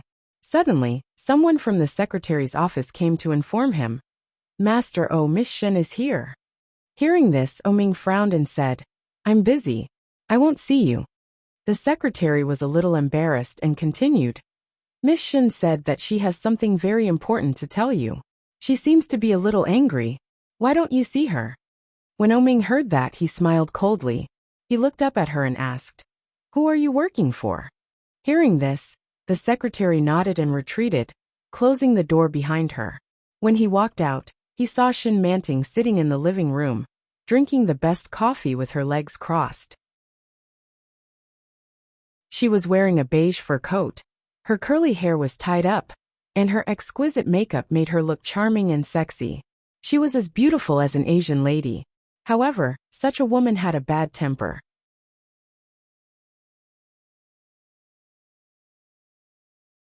Chapter 879. Hearing Shin Manting's question, the secretary couldn't answer, and was a little embarrassed. Suddenly, she turned around and saw a figure. Feeling a great surprise, she shouted, Special Assistant Su. Su Qing came over here. Naturally, he had already heard what Shin Manting had just said. Seeing Shin Manting's obviously unhappy expression, he said calmly, Master O has recently been following up an overseas investment case, which is worth up to 50 billion yuan. If Miss Shin has nothing to do, please don't disturb Master O easily. Shin Manting listened with a face full of suspicion. She looked at Su Qing and asked, Is what you said true? Is it an overseas investment case? Su Qing nodded and said calmly, Of course. Why would I lie to you? Shin Manting snorted coldly and uncrossed her legs. She then picked up her handbag and walked out of the room. Seeing Shin Manting's movement, Su Qing looked at the secretary with a sullen face and said coldly, Why don't you see Miss Shin off? The secretary immediately followed and said, Miss Shin, this way please. Seeing Su Qing's attitude, Shin Manting felt very uncomfortable and immediately changed her face. Turning around, Shin Manting stared at Su Qing and said, Special Assistant Su, you'd better pray that I don't find out that you are lying to me. Otherwise, I have plenty of ways to deal with you. Don't forget, I am your future wife. When Su Qing heard the words, he nodded slightly with a smile and said, Of course not. Although he said so, there was no respect or fear on his face. I'm just a worker. How can I deceive the future proprietress? Master O is really busy. If you don't believe it, Miss Shin can go in and have a look and question Master O face to face, lest he says that I don't respect the future wife of the president. I'm so wronged. Shin Manting's voice paused and she was angry. Go in and have a look. Confront Oming face to face. How could it be possible? Who didn't know that Oming had a bad temper and was impatient with everyone? Su Qing actually asked her to confront such a person. Wasn't it obvious that he was ridiculing her and laughing at her? Shin Manting stared at Su Qing for a long time before she stamped her feet and turned to the elevator over there. Su Qing watched Shin Manting walk away, and the expression on his face became more and more indifferent. With a cold face, he looked at the secretary who had just returned and said, Are you new here? The beautiful secretary shrank back a little and nodded. Come in, let's have a meeting. As soon as Su Qing entered, all the people in the secretarial office stood up and shouted, Hello, Mr. Su. Su Qing nodded and said, Don't you know what kind of person is coming? Shin Manting, don't send a newcomer next time. In short, it's not urgent. Master O is busy. If he can't handle it, he can come to me. The people in the secretarial office looked at each other, nodded and said in unison, Yes. Su Qing walked out and entered the president's office. After knocking twice on the door, Su Qing signaled that he was coming in. Oming stopped what he was doing and looked at him with his arms crossed. Just now Miss Shin came. She didn't look like she came with good intentions, so I sent her away. I think she's going to inquire about Miss Yu next. When Oming heard that, he chuckled and shook his head slowly. She might have already been found. Pay attention to that woman's movements. If anything goes wrong, report it to me immediately. Chapter 880.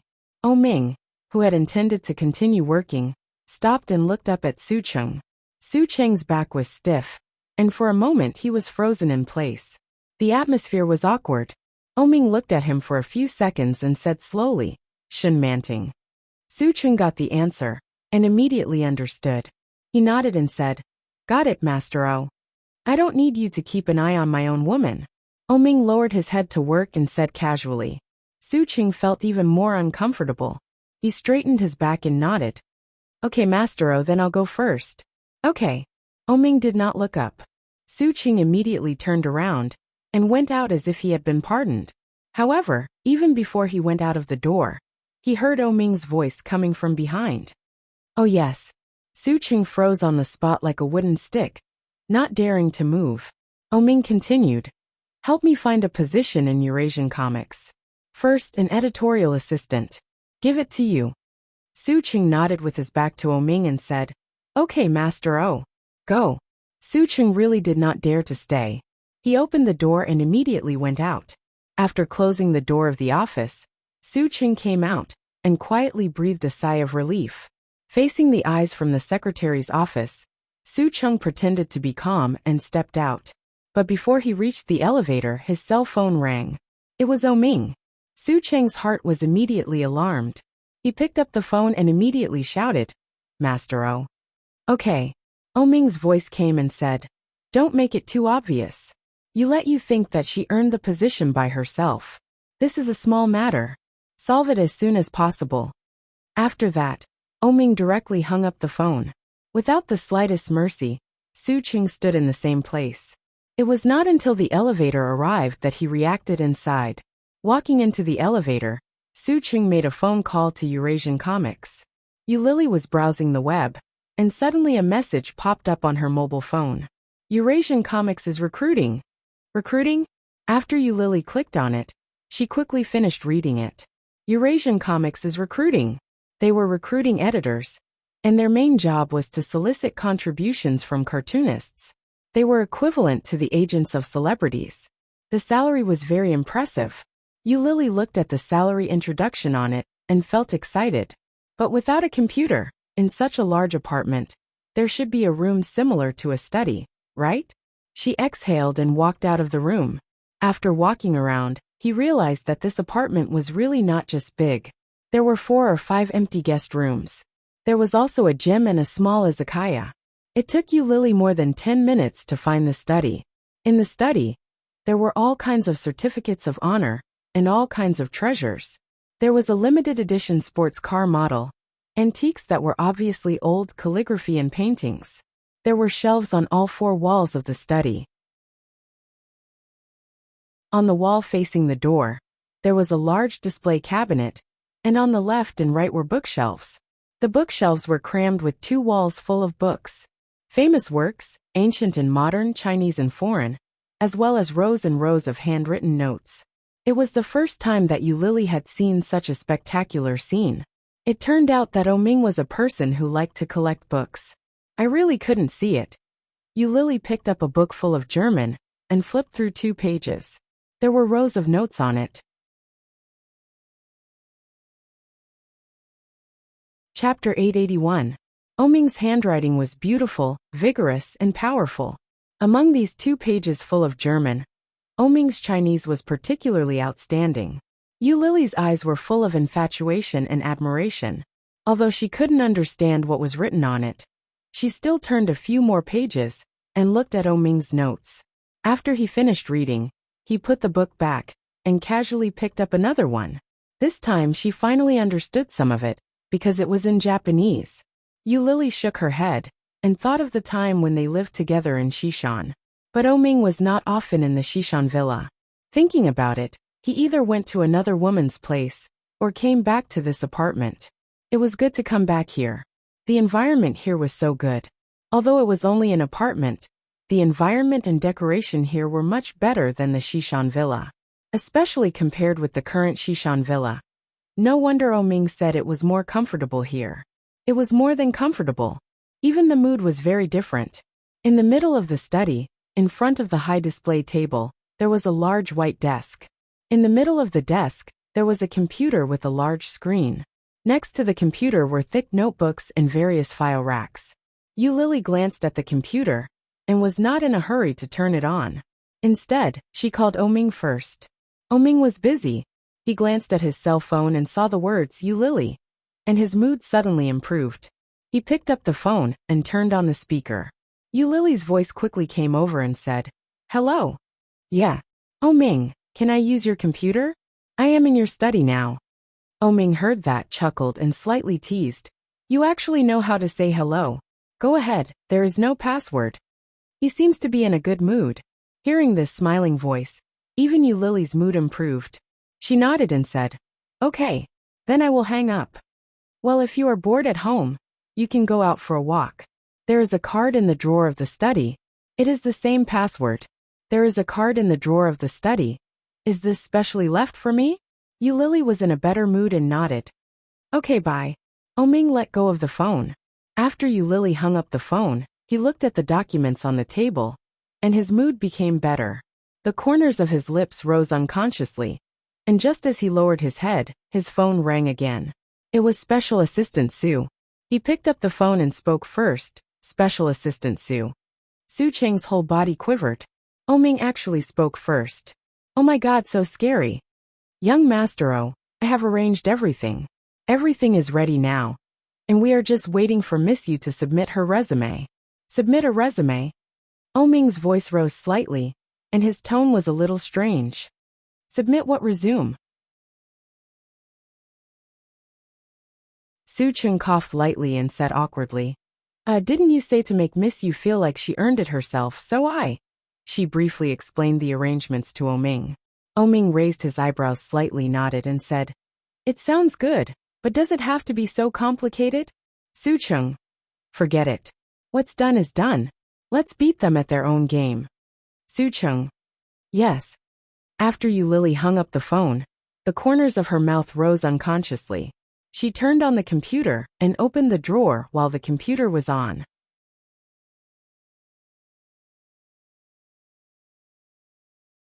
Chapter 882.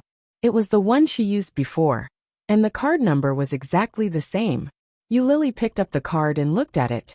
On the handwriting column of the card, the words, "Oh, you" were clearly written in elegant handwriting. Oming Yu Lily. So it was Oyu. This was written by herself before. And it was still there. Did Oming keep it all the time? The computer rang, and it turned on much faster than she thought. After opening the social media tool, Yu Lily sent the website on the phone to the computer, then opened Word, and began to edit the resume. Yu Lily majored in computer science at university, but she dropped out before graduating and went to Yunnan. Later, she wandered in Yunnan without success, so she went to the capital. Who would have thought that he would end up back in Kingstown? After thinking about it, Yu Lily simply wrote a self-introduction and a mental monologue. After checking it again and again, she sent it over. Su Cheng was still thinking that Yu Lily would look down on the small salary, so she didn't even want to send her resume now. In case she couldn't complete the task of Oming, then she would definitely be punished. But just as he was worrying about it, his phone suddenly rang. Someone sent a resume. This recruitment announcement was only open for an hour. After Yu Lily clicked on the push, it only lasted for 10 minutes, and then the advertisement window was closed. Because it was an internal unspoken rule, Su Cheng directly left his email address. He received 4 or 5 emails in succession, but none of them were from Yu Lily. Just when Su Cheng almost gave up and planned to find another way, he received an email. This sender name was definitely special to Su Cheng. Yu Lily's resume. After a cursory glance, Su Cheng saw the resume and surprisingly had a good impression of it. The words were appropriate and full of sincerity, but it was too honest, and she actually wrote all her education and experience.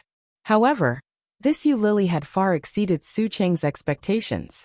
Originally, he thought that a woman like Yu Lily should be just a vase, but the literary talent of her resume was very different from what he had thought. After thinking about the words, Su Cheng quickly replied to the document. What he meant was that he thought Yu Lily was very suitable and hoped that she could come for an interview at 10 o'clock the next morning. He also briefly talked about the salary and job description. After confirming that there were no problems, Su Cheng sent it out. As soon as he sent it out, he heaved a sigh of relief. What a joke! The lady opposite him was very likely to be the future boss's wife. After being entangled with the big boss for so many years, Oming still couldn't forget her. Compared to her, what was that Miss Shen? The reply from Eurasian Comics was much faster than Yulili had imagined. Yulili opened the email expectantly, and was so happy that she almost jumped up. He actually let her go for an interview. This is great. Full of excitement, Yulili stood up from the chair and skipped back into the room. What should I wear for the interview tomorrow? The interviewee was only an editor's assistant. The salary during the probation period was only $3,000.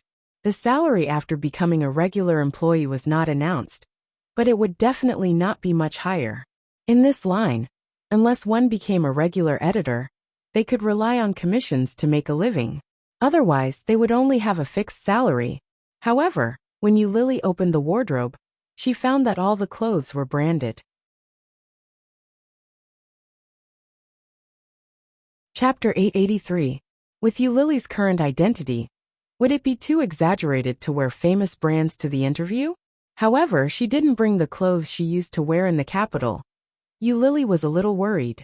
She took out a dress that looked a little more low-key and compared it with her body. It seemed that it was not low-key.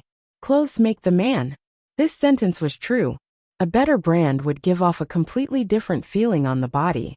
But now Yulili didn't want people to know the relationship between her and Oming. It happened that this Eurasian Comics was also under the banner of O Group. If it was found that she lived with Oming, I'm afraid there would be a lot of gossip. Yulili thought about it and went to Oming's study to pick up the black card. After changing clothes and going out, Yulili went to a nearby ATM to withdraw 1,000 yuan. Wearing famous brands and a simple and beautiful bag, she walked to the famous affordable pedestrian street in the city. She spent 200 yuan to buy 2 sets of skirts and cheap trousers. Then she went to a store that looked good and spent more than 300 yuan to buy a coat. Well, it was beautiful. Yulili put away the clothes and sent them to the dry cleaning shop. Then she went to the pedestrian street to buy a bag of more than 100 yuan. In this way, there was only more than 200 yuan left of the 1,000 yuan she withdrew. More than 200 yuan was far from enough to buy a digital tablet.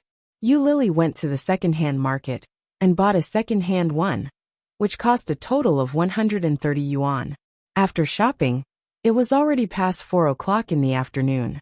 Yulili didn't have lunch at noon, so her stomach was growling. She picked up her mobile phone and called Oming. Oming was leaning on the chair to take a nap. When he heard the phone ring, he glanced at it casually and saw it was Yulili, so he picked it up. Yulili sounded very good and asked, "What do you want to eat?" "I'll go to buy vegetables." Oming didn't have a housekeeper, so he usually didn't go out to eat. That was not good. Yulili had been a housekeeper for Oming for a period of time, so cooking was not a problem at all. When Oming heard Yulili's words, his lips were slightly raised, and he looked very happy. He thought about it and said, "I'll eat whatever you cook." "Well, then you can't be picky later."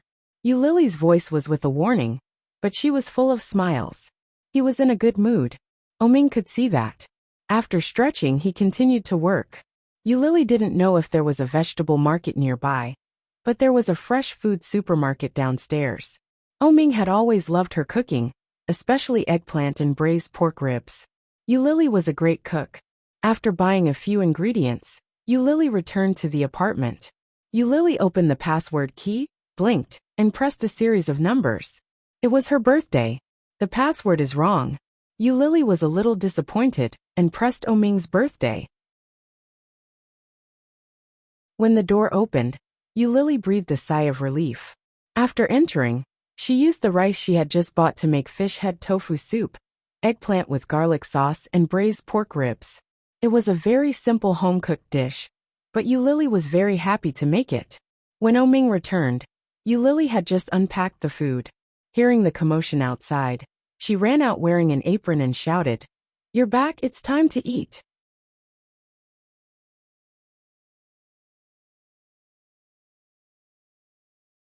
Chapter 884. Oming's eyes were particularly soft that day. He stood tall and straight as he walked towards the dining room. After washing his hands, he sat down. Lily filled his bowl with rice and brought all the dishes out. There are only 2 of us, so we don't have to cook so much. But I haven't cooked for a long time, so I don't know how it tastes. You can try it. Oming took the chopsticks she handed over, lowered his eyes, and ate a mouthful of rice, then picked up a piece of pork ribs. Familiar taste. Oming's heart was suddenly overflowing with warmth. He looked at Lily with the same warmth in his eyes. Lily was a little scared by his gaze. She twisted uncomfortably and said, "You, just eat. Why are you looking at me?" "It's better than before." Oming looked at her and chuckled. "It's delicious." Lily was even happier. She gave him a bowl of soup, put it in front of him and said, "You often work with your eyes. Nourish them. You're in such a good mood." Oming took it and scooped a spoonful. "Yes." Lily put down the chopsticks and said excitedly, I found a job. I sent my resume online today, and they asked me to go for an interview tomorrow. What a coincidence. You just told me a few days ago that you would arrange a job for me, and today I found one." As she spoke, Lily felt something was wrong. She looked up at Oming and asked, "Did you arrange it?" Oming curled his lips and said innocently, "I just came back from the capital, and I was so busy. How could I do such a small thing? You think too much." "Really?" Lily was a little suspicious. She looked at him and nodded, reluctantly believing him. "Speaking of which, this company seems to have something to do with your company." "Oh, really?"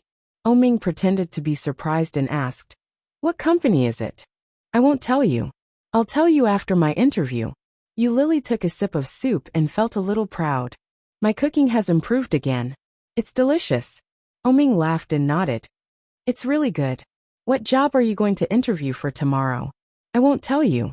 I said I'll tell you later." Lily scooped a bowl of rice for herself and took a bite.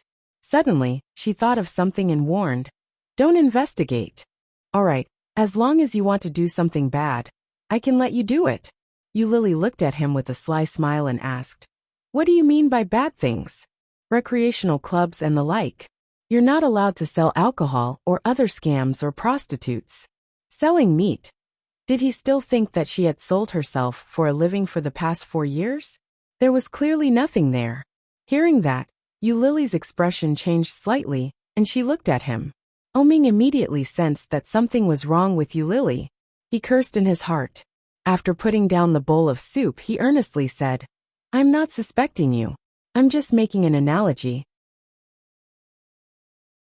Lily lowered her eyes slightly, and her tone was no longer as light as before. She said in a low voice, "Oming, do you really think that I have been living by selling myself in the past few years?" All of a sudden, Oming was speechless.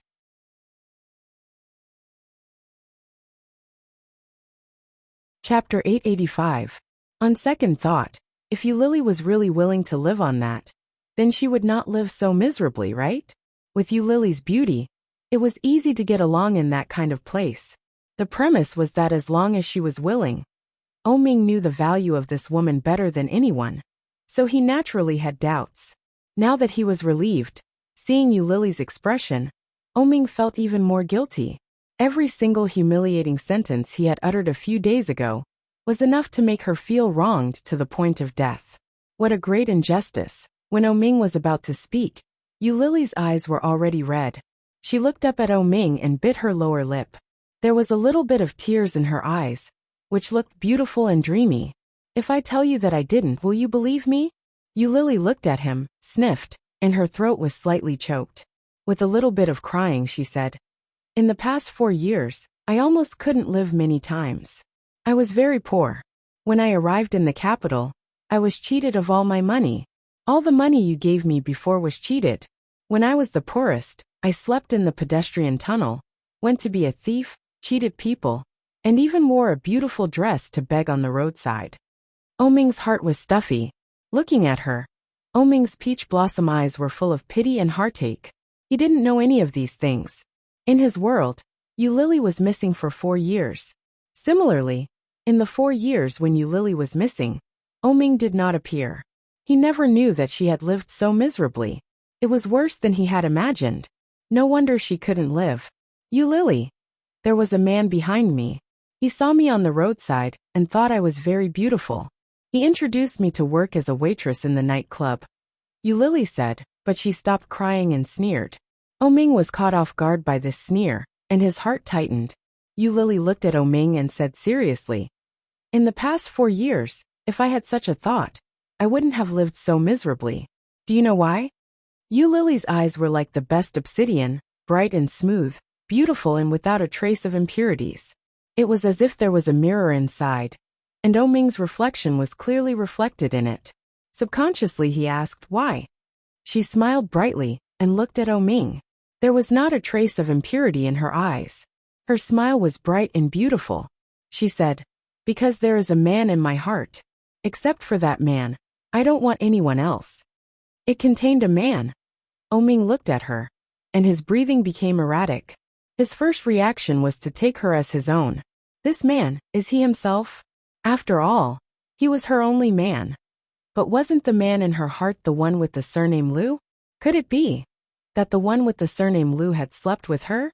He looked at her and asked, "Who is that person?" Lily felt a little hurt. She summoned up the courage to confess, but she didn't know who that person was. However, looking at his obviously moved expression, Lily inexplicably felt that he was a little cute. She said, "That person is very bad. When I was still underage, he began to raise me. After he used gentle attacks to make me fall, he turned into a big bad wolf and ate me. I thought I hated that person because he was overbearing and exclusive, just like the landlord in the past, but dash."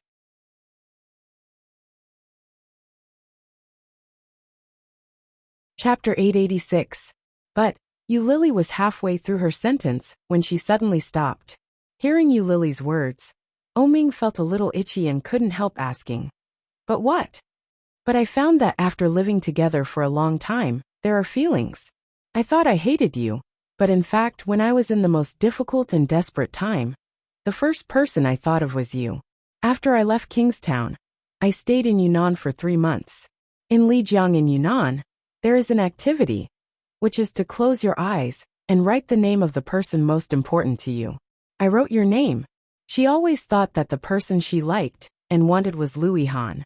But until she left and walked alone on the country road in Yunnan, she found the most real feelings in her heart. In the first month when she left Ming, she missed him, and missed him. She missed him crazily and wanted to go back. But at that time, Lily did not dare to go back. She knew that she could not go back. Not only the death of the 2 children, but also the death of Li Xiqing was enough to make Ming hate her.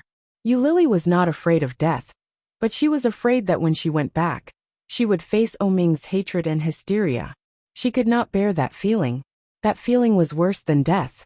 It was not until later that Lily realized that she only liked Louis Han. When she was young that she couldn't get him. She also envied Su Qianxi and longed for Louis Han's love. Or rather, it was more of an obsession. An obsession that could not be achieved, but was not willing to let go. Knowing the answer in the deepest part of her heart, Lily's obsession with Louis Han had slowly dissipated. No longer the same as before. Lily looked at him with a smile, and clearly saw Ming's dark brown eyes, which were full of emotion and disbelief. Looking at such a beautiful smile in front of him, he suddenly felt his heart beat fast. Ming's heart jumped uncontrollably. His heart was beating wildly, and he was overjoyed. Ming had never felt so happy before, and in an instant, he was surrounded by it. What is Lily saying? Is she just confessing to me? Ming had never heard of such a confession. From the beginning to the end, there was no word about love, nor was there any word about liking. Yet, it was able to make him feel the feeling of liking, and the existence of love invisibly. At this moment, Ming had completely forgotten to react. There was only one thought in his mind. She cares about me, and I like her. Ming did not know whether he was happy or unhappy. He looked like he was in a daze. If it were 4 years ago, Ming would be so excited that he would hold her and run around. Now after all, 4 years had passed, and everything had changed.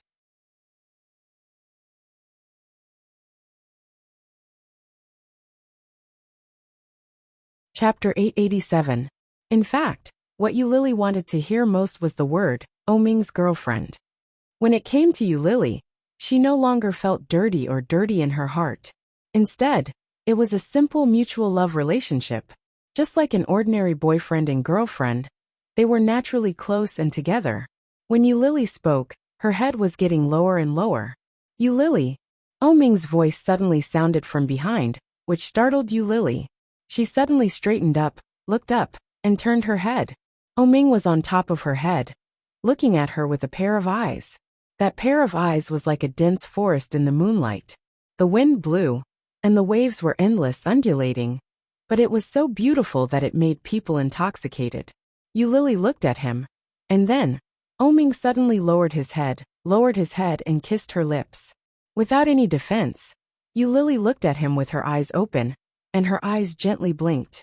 From Yulili's angle, she could clearly see the deep smile in Oming's eyes. It was like a little firefly flying through the forest, dreamy and beautiful. With a smile, Oming gently lifted her head and deepened the kiss. Yulili closed her eyes and obediently responded. Oming's heart was full of waves. It was like a small boat in the vast sea, pushed left and right, and finally returned to its own shore. Excited and moved, Oming's arms from her front, holding the back of her head gently, as if carefully protecting the most beautiful treasure. This kiss had nothing to do with lust, but it was the most comfortable moment for Oming in the past 4 years. After a long time, Oming gently released her. They gasped for breath and looked at each other. Yulili's neck was a little sore, so she lowered her head and gently twisted her neck. Oming's eyes were deeper, and his lips were slightly raised. He whispered, "What you said just now, were they all serious?" Hearing that, Yulili looked up at him, and her lips were also gently raised. She stood up, put her hands through his arms around his waist, looked up at him and said, "Can I?" "No." Oming put his hands on her upper body, and his lips were slightly raised. When Yulili heard those words, she was a little unhappy. She lowered her head and was about to say something, but Oming kissed her lips. Oming's movements were a little wild, and he didn't give her any space to escape. He pressed her down and kissed her. Yulili passively endured it. She leaned her head back and breathed heavily. He looked a little excited and said, "I don't need a nanny. I need you." Yulili was still panting, looking at him with astonishment in her eyes. "From now on, you will live here and fulfill your responsibilities as a girlfriend." Oming looked at her with a wicked smile, and his eyes seemed to melt Yulili. Yulili's heart was beating faster. She looked at him and stammered, "What is the duty of a girlfriend?" Eat together, sleep together, wake up together, play together, laugh together. Oming's eyes became darker and darker. He looked at her like a mysterious black hole that wanted to suck her in. Oming continued, "When the time is right, we will have children together, live together, and grow old together." His words were better than thousands of confessions.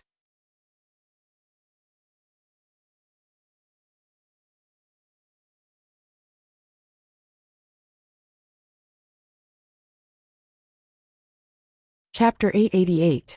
Oming saw her tears, smiled, and his eyes were full of pity. He lowered his head and kissed her tears gently, saying, "I'm serious, Yulili. For years ago, I also had such a plan. I even prepared a wedding dress, a wedding, a ring, and a venue, just for one day. When you told me that you were pregnant, I would propose to you and let you marry me, be my wife, and be the mistress of my own family." However, when she successfully became pregnant, the answer she gave him was different. Yulili didn't know that in the past 4 years, he had loved her as much as he hated her during this time. When Oming said this, there was no other emotion in his eyes. His eyes were as deep as the sea, and his tenderness was boundless. Yulili subconsciously thought of the design drawings she had accidentally seen in his study a long, long time ago, as well as the site plan. Could it be that those were prepared for her? From 4 years ago, Oming had already prepared everything for her? Is this for real? Yulili couldn't believe it. She looked at him and asked, "What about your fiancé?" Oming's face darkened. He looked at her with some displeasure and whispered, "Did she look for you?" There was no denial, so it was true. That Shin Manting was really his fiancé. When she left, She knew about Miss Shun's existence. In the past 4 years, Shun Manting has been by his side, right? Yulili felt a little uncomfortable. But she also knew that she was not qualified to express any of her unhappiness to Oming. Now she was still just a mistress. Yulili looked down and nodded. Yes, she called me today, but I blocked her. Oming was in a good mood when he heard that. He smiled and said, "Well done." Yulili felt a little inexplicable. She looked at him and said, "Why don't you ask what happened? What if your fiancé was bullied by me?" Oming chuckled, reached out and rubbed her short hair, and said, "There is no suspense. She will definitely be bullied by you when she meets you. You don't like her? What do you think?" Oming's voice rose slightly at the end, which was indescribably evil. Yulili's heart was beating fast. She gently pushed him away, as if she couldn't accept it, and said, "Since you don't like her, why are you still engaged to her?" "My mother arranged it." Oming pulled her aside and continued, "I'm already 31 years old. If I don't get married soon, not only my mother, but even my father will come and urge me to get married. I'm the only son in my family." It was the expected answer, but Yulili still felt a little disappointed when she heard it with her own ears. Since it was arranged by his parents, it must mean that Shun Manting was a good choice for the O family. It was necessary for them to be of equal status, right? This fiancé was personally chosen by Oming's mother, but she didn't even know what Oming's mother looked like. He rubbed her short hair with his big hand and said, "I won't marry her."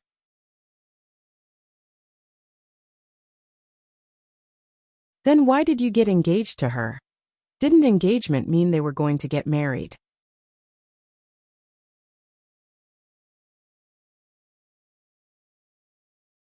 Chapter 889. Yulili felt that Oming's behavior was too bad. She frowned and said, "Then why don't you break off the engagement? It's not good to drag her down like this." When Oming heard this, he chuckled and said, "She was the one who wanted to marry me. The reason why she chose me was because I am Oming."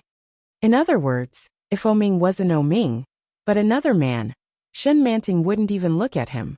Oming glanced at her and said, "This kind of woman, without Shin Luoan's support, can't even win my mother's favor by herself." "Shin Luoan?" Yulili was shocked and said, "Shin Luoan? Shin Luoan, one of the 3 young masters of the capital?" This name could be said to be like thunder piercing the ears. In the capital, who didn't know Shin Luoan? Just like in Kingstown, everyone knew Oming and Li Siqing. Yulili had been in the capital for more than 3 years. Shin Luoan. This name was too familiar. It's him. Shun Manting is Shin Luoan's sister. Yulili's eyes widened and she couldn't believe it. If Yulili didn't take Shun Manting seriously just now she really began to recognize Shun Manting's strength. So that's how it is. No wonder Oming's mother chose Shun Manting. This is the real match, isn't it? And I'm just an orphan with no identity, no background and no power. Deep in Yulili's heart, an emotion called inferiority began to spread disobediently. Yulili nodded, and clearly knew the gap between herself and Shun Manting. Yulili felt a little sad. She lowered her head and said with a smile, "Let's eat. The food is cold." Yulili couldn't hide her thoughts in front of Oming. Oming could see the emotions in her heart with just a glance. But he didn't expose her. Hearing Yulili's words, he nodded and went to his original seat to sit down. After dinner, Oming had business to deal with, so he quickly went to the study. Yulili washed the dishes and cleaned up the surroundings. After confirming that there was no problem, Yulili returned to the room.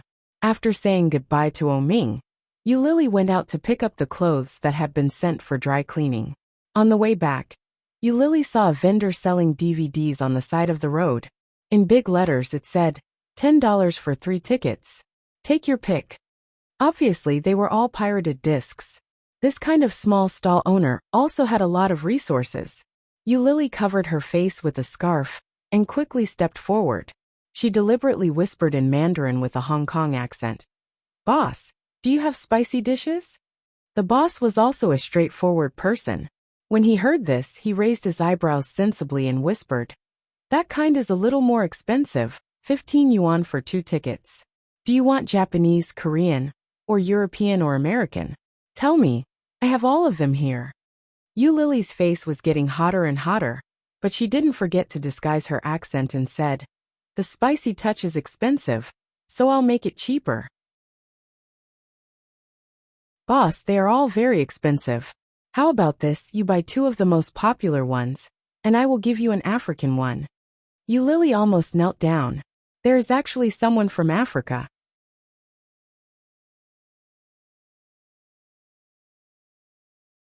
Chapter 890. When she went back, Oming was still busy. Lily blushed and stuffed the DVD into the gap of the sofa. After hanging up the clothes she took back, she went to the room to take a shower. When she was taking a shower, she secretly fantasized about watching that kind of film with Oming. Would she feel something? Wait, what if Oming felt something? But I can't feel it myself. What should I do? I suspect that you have a cold sex. Oming's words in the morning were still ringing in her ears. Lily felt a little embarrassed. In the past, when I secretly watched this kind of film without Oming's knowledge, I could feel it. Now, it should not be too bad, right? However, Oming was still working. If I secretly watched it now, I should not be discovered, right? After taking a shower, Lily sneaked out of the living room in her pajamas. She took out the DVD from the gap of the sofa. Just as she turned on the DVD, she suddenly thought that if Oming suddenly came out, wouldn't it be very embarrassing? Oh my God, that would be too embarrassing. Lily couldn't imagine what Oming's expression would be if he found out that she was secretly watching this kind of film. But Lily was eager to verify whether she had a cold sex or not. Just in case, Lily decided to sneak into the study and harass Oming. When she walked into the study, she found that Oming was not in the study. Quietly sneaking into the room, she heard the sound of water coming from the bathroom in the room. With a sigh of relief, Lily quietly sneaked back into the study. After locking the door of the study, she turned on the computer again. After unpacking the DVD, she put it into the CD of the computer. Soon the picture came out. Lily inexplicably felt a little nervous. Looking at the somewhat deceptive plot, her lips twitched. After clicking the mouse to fast forward, Lily looked at the screen. Finally, skipping all kinds of plot foreshadowing, Lily directly moved to the part of the exciting scene. She patiently watched the man and woman on the screen kissing, hugging, and making all kinds of ecstasy sounds. Lily watched helplessly as all the foreplay was completed. Finally, it was time for the real show. She watched as the man entered the room, and the woman screamed out in pain and happiness. Lily's eyes widened. Knock. Knock. The door of the study was suddenly knocked, and Lily was shocked. He quickly shouted, "I'm inside." There seemed to be a moment of silence outside. Oming asked, "Why did you lock the door?" Lily found it difficult to speak. She struggled for a moment before saying, "I'm practicing." There was no movement outside, and Lily finally breathed a sigh of relief. His gaze returned to the screen. There was a huge battle going on inside. The process was very long. He was not a second man. Appraisal completed. However, Lily really didn't feel anything at all. Suddenly, the door of the study was opened. As soon as Oming came in, he heard the sound coming from the computer speaker. Lily felt as if she had been caught doing something bad. She was shocked and hurriedly turned off the computer screen. But the battle in the speakers was still going on.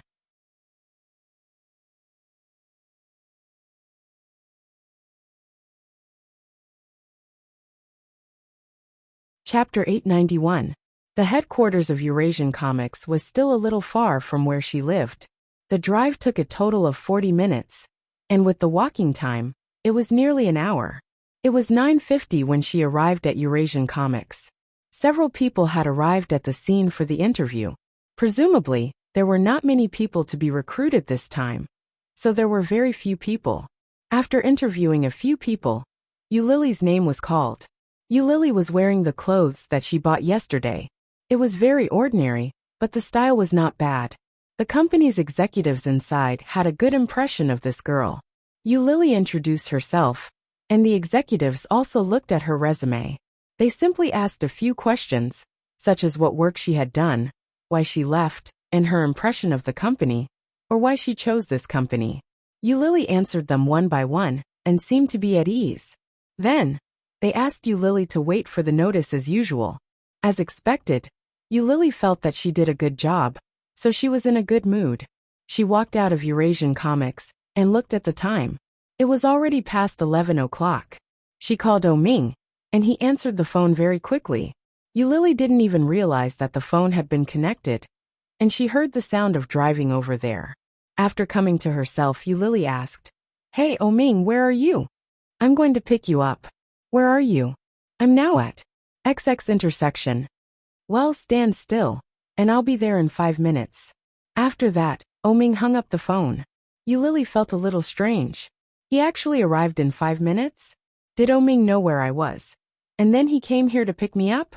Lily felt a little sweet in her heart, and her lips unconsciously raised. Standing on the side of the road, Lily picked up her lipstick to touch up her makeup.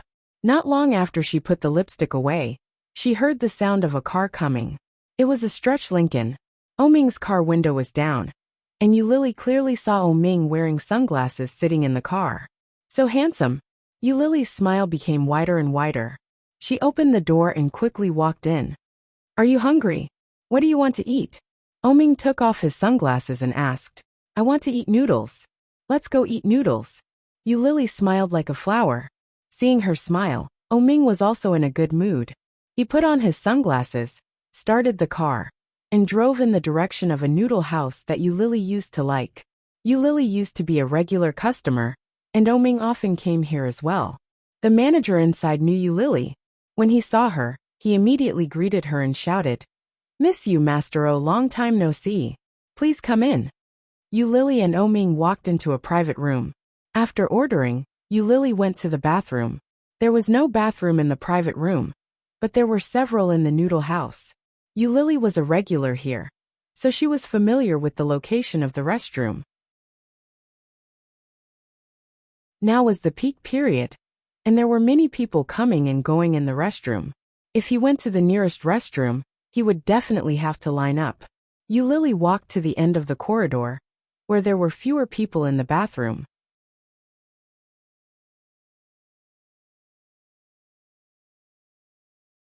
Chapter 892. The woman surnamed you is here again. I thought she was not in Kingstown. The voice belonged to the manager who had just received Lily. Lily stopped in her tracks. She was in no hurry to open the door. That's right. But Ming didn't come here with this woman a while ago. This man is different when he's rich.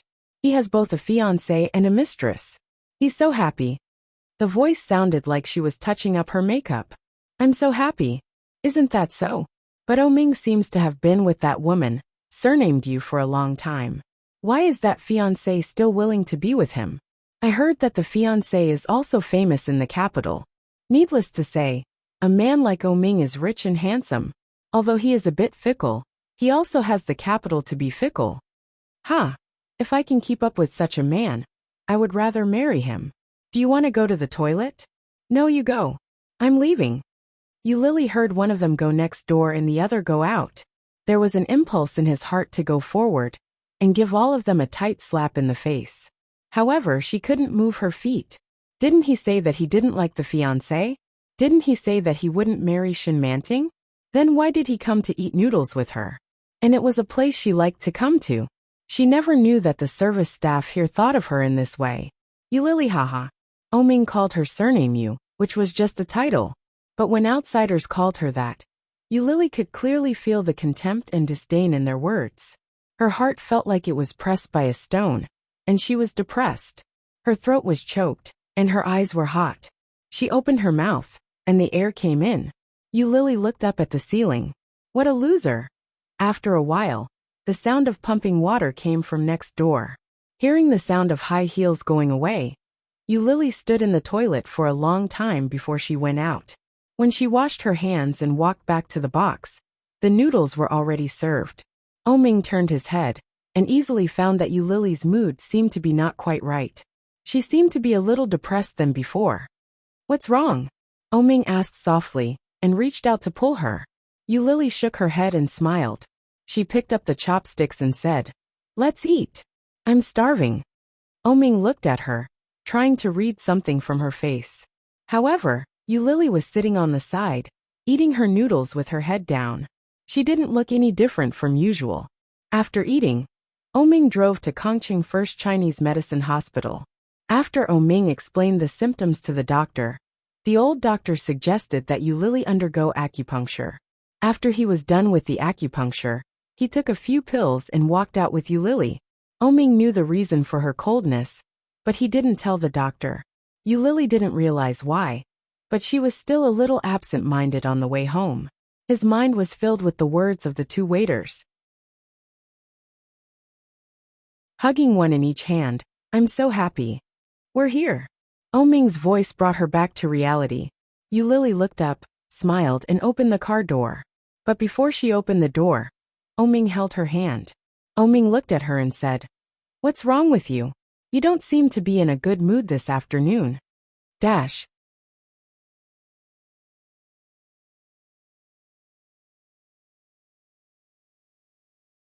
Chapter 893.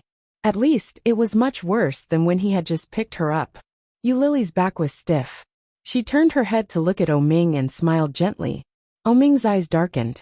He reached out to pinch her face and said, "Don't look like that. Smiling is uglier than crying."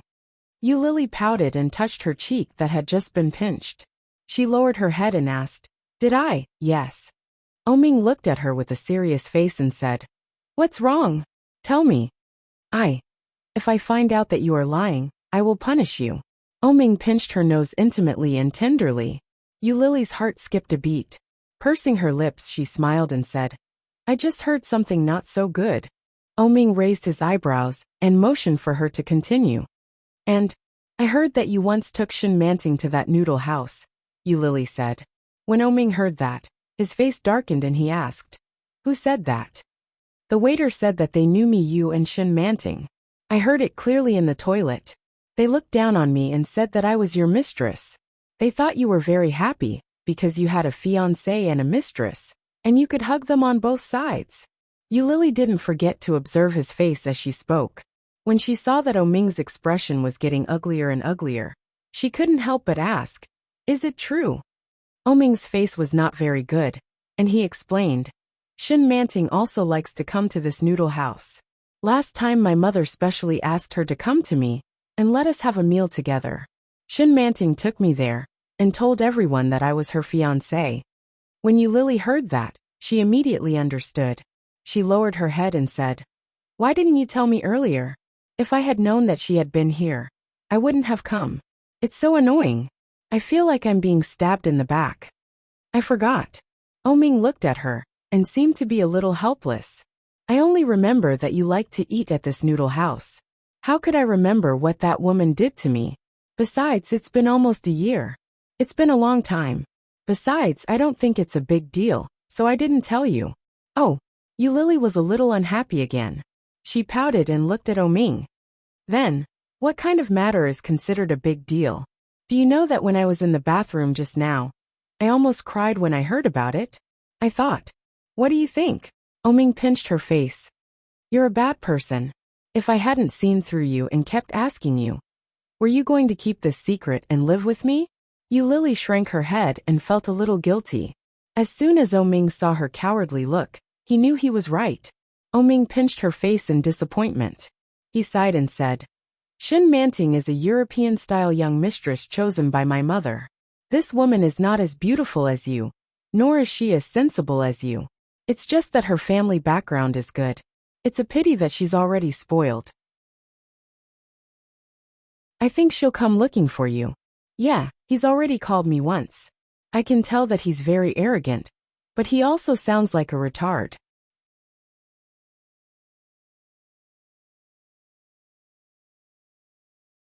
Chapter 894. Trust. It was a simple word. But when it came to doing it, it wasn't so simple. There was too much between the two of them. Did Lily really believe Oming completely? Not really. But now she had no other choice, right? Lily heard Oming's words and nodded. She looked at him with a pair of bright eyes and didn't speak. Oming looked at her hair with a little heartache. He reached out and touched her hair. "Keep your hair long. You look more beautiful with long hair." "Okay." Lily's mood was already a lot better. She leaned over and kissed Oming on the face. You go back to the company. I'll go home to paint. Oming's eyes seemed to be floating misty and deep. Just when Lily was about to withdraw, his big hands held her, and he lowered his head to kiss her lips. He gently sucked, and his tongue gently pried open her teeth. Lily hugged him with both hands, and the smile on her face widened. She was in a good mood again. Oming's heart was like a mirror. He smiled, held her face, and gently bit her lips. He whispered, in the future, no matter what you hear, you have to tell me the truth. Many things are not as you think. I want to be with you, and I am serious. I don't want to marry Shin Manting, and I am not lying. Soon, I will break off the engagement with her and marry you. Oming was a person who valued his promises, and he didn't make promises easily. But once he made a promise, he would keep it. Lily nodded, and her heart warmed. Holding him with both hands, Lily raised her head and kissed his chin again. She said, I will wait for you. I also have to work hard to make money, so that I can be worthy of you. She didn't want to be called a mistress anymore. Never again. Oming's smile froze and he nodded. He rubbed her short hair and whispered, to be my woman, you don't need to be rich. As long as I like you, that's enough. It just so happens that I like you. I like every part of you. There is no ideal type in the world. It's just that one day, someone suddenly breaks into your world and catches your eye. So he becomes your favorite ideal type. This kind of coincidence is not as simple as a coincidence. Lily burst out laughing. I didn't expect you to have such awareness. Then she pushed him away and opened the car door. I'm leaving. I'll be waiting for you to come back after I've prepared dinner. Okay. Oming smiled and nodded. Lily got out of the car and looked back every few steps. Soon, she walked into the lobby of the community. After Oming watched her walk in, he started the car and headed back to the company. Unbeknownst to him, a beautiful pink car had been parked outside the neighborhood for a long time. A beautiful woman was sitting inside. She had already seen the intimate interaction between Lily and Oming. The coffee cup in her hand was slightly squeezed. Her slender and fair palm gently rubbed against it. She exerted force without making a sound, causing the coffee cup to be slightly deformed. After the Lincoln limousine drove away, Shin Manting got out of her car. He took a step forward and walked to the door. Shin Manting was stopped by the security guard at the entrance. Miss, you don't live here, right?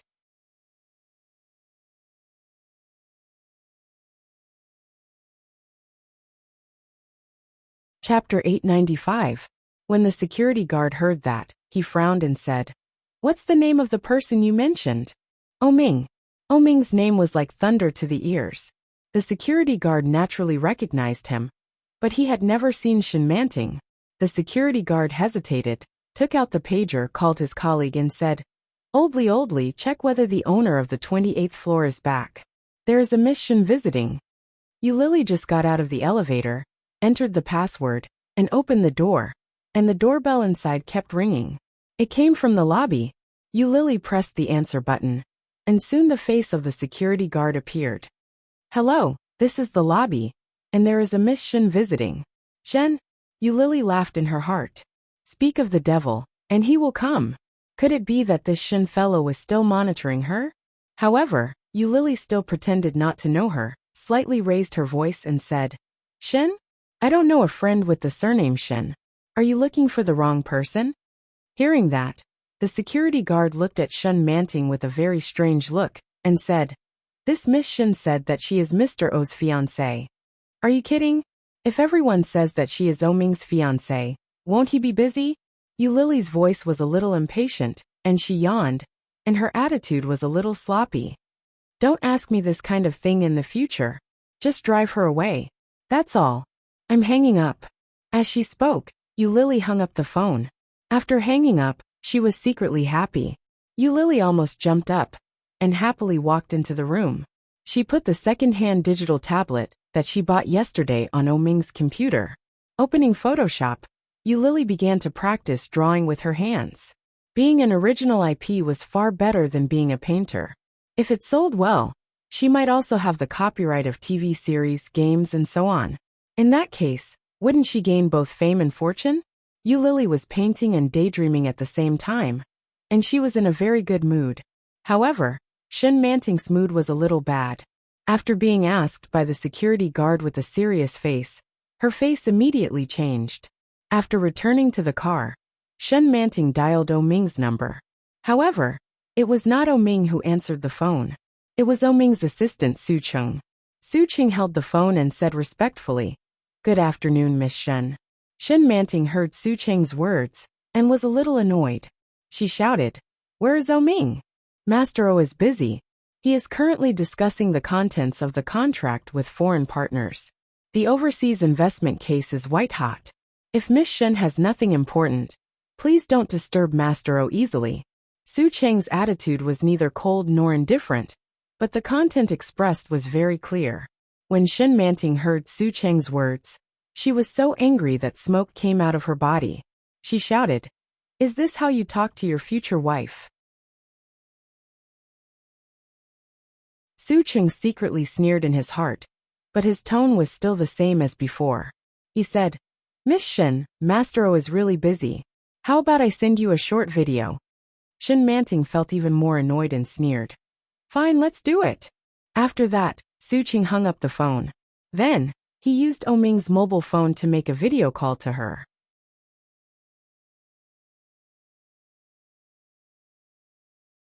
Chapter 896. He was really busy. Shen Manting was not angry. She snorted coldly and was extremely unhappy. In such a busy situation, he actually went to have dinner with that woman. How important is that? Does Ming like that woman so much? Does he like her so much that he even ignores me, his fiancée? Such an obvious gap made it difficult for Shen Manting, who was born with a golden spoon in her mouth and grew up in the palm of her hand, to accept it. Shen Manting secretly calculated in her heart and called Ming's mother.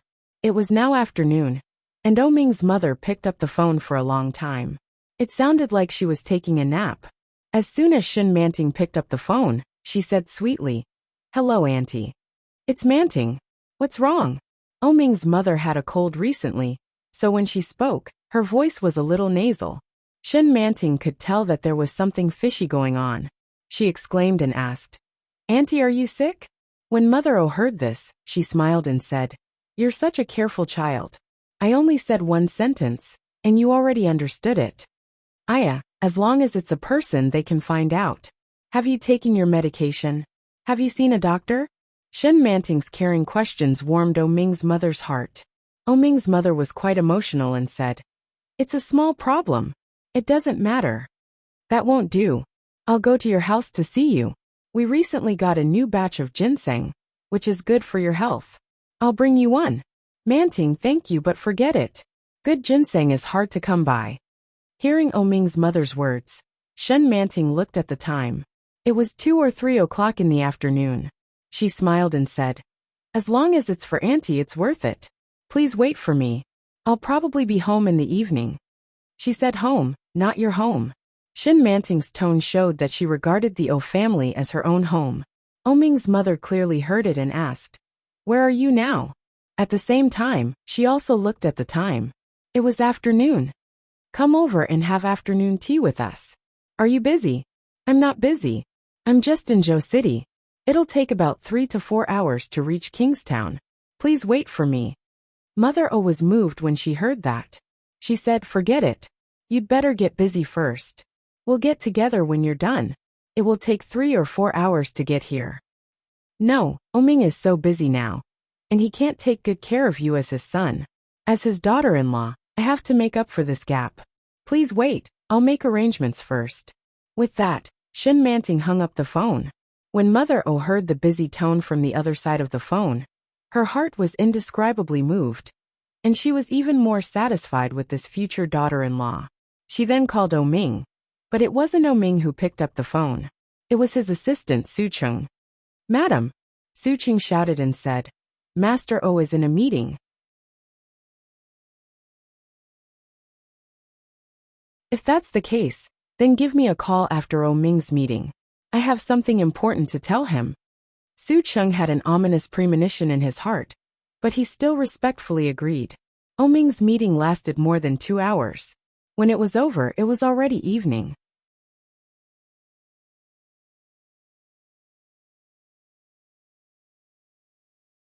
Chapter 897. After the foreign guests left, Su Qing told Oming about the phone call from Oming's mother. After hesitating for a moment, Su Qing said, "In the afternoon Miss Shen called me. You were in a meeting at that time, so I asked her not to disturb you easily. I think Miss Shen went to talk to Madam about something." Su Qing didn't know much about Miss Shen, but just from the first few contacts, Shen Manting was very likely to do such a thing. For example, if she found out Yu Lily's existence, she would complain to Oming's mother. "Well, I see. Go back to your work." Oming took the phone and immediately returned a call to Oming's mother. Oming's mother seemed to be busy. After a long time, she picked up the phone. "Hello, Oming." "Yes, Mom. Manting came to Kingstown today. Go and pick her up." Oming heard Oming's mother's words and was silent for a moment. He said patiently, "Mom, I'm very busy. I don't have time to do such boring things. Besides, isn't she in Kingstown? She came to my company yesterday. Why is she not here today?" "I heard that she's in Zhou City. It's a little far from Kingstown," Mother O said meaningfully. "Although you're busy with work, Manting is your fiancé. You can't be too inconsiderate of her feelings. She heard that I'm sick, so she specially came from Zhou City to see me. Remember to be kind and polite. By the way, I heard that you've arranged a villa for her. That's the right thing to do. Treat her well. Manting is a good girl." "I see." Oming was a little impatient. "I will send someone over. You don't have to worry so much. I'm busy. Bye." Oming's mother was a little angry. After hanging up the phone, she sighed helplessly. She opened WeChat and sent a message to Shen Manting. "I asked my son to pick you up." Shen Manting saw the message and was ecstatic. She replied, "Really? That's great." Oming's mother saw the message, smiled and replied, "Really? Shen Manting. Thank you, Auntie." Looking at the message on the mobile phone, Shen Manting was a little proud. She had taken care of Oming's mother. It was said that this mistress was an orphan. Let's see how she would deal with her.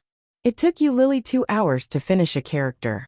The man in the manga had a straight nose, a pair of beautiful peach blossom eyes, and a beautiful mole under his left eye. His hairstyle was the most trendy design that accentuated his facial features. He was dressed in a burgundy suit, tall and slender. He squinted his eyes and looked forward. He held onto his loosened tie with one hand and squinted forward. His other hand was tucked into his trouser pocket. He was tall and slender, so handsome. Yu Lily's drawing style was different from that of ordinary comics. The characters' appearances and costumes were more delicate. She didn't deliberately outline their facial features. But after all, she was based on Oming, so you could more or less see his shadow. With a satisfied smile, Yu Lily saved the character. The design of the male lead had been completed. All that was left was the design of the female lead. Yu Lily used the mobile phone to look at herself and smiled gently. Then he started to draw on the digital tablet. Most of the female protagonists in comics were long-haired beauties.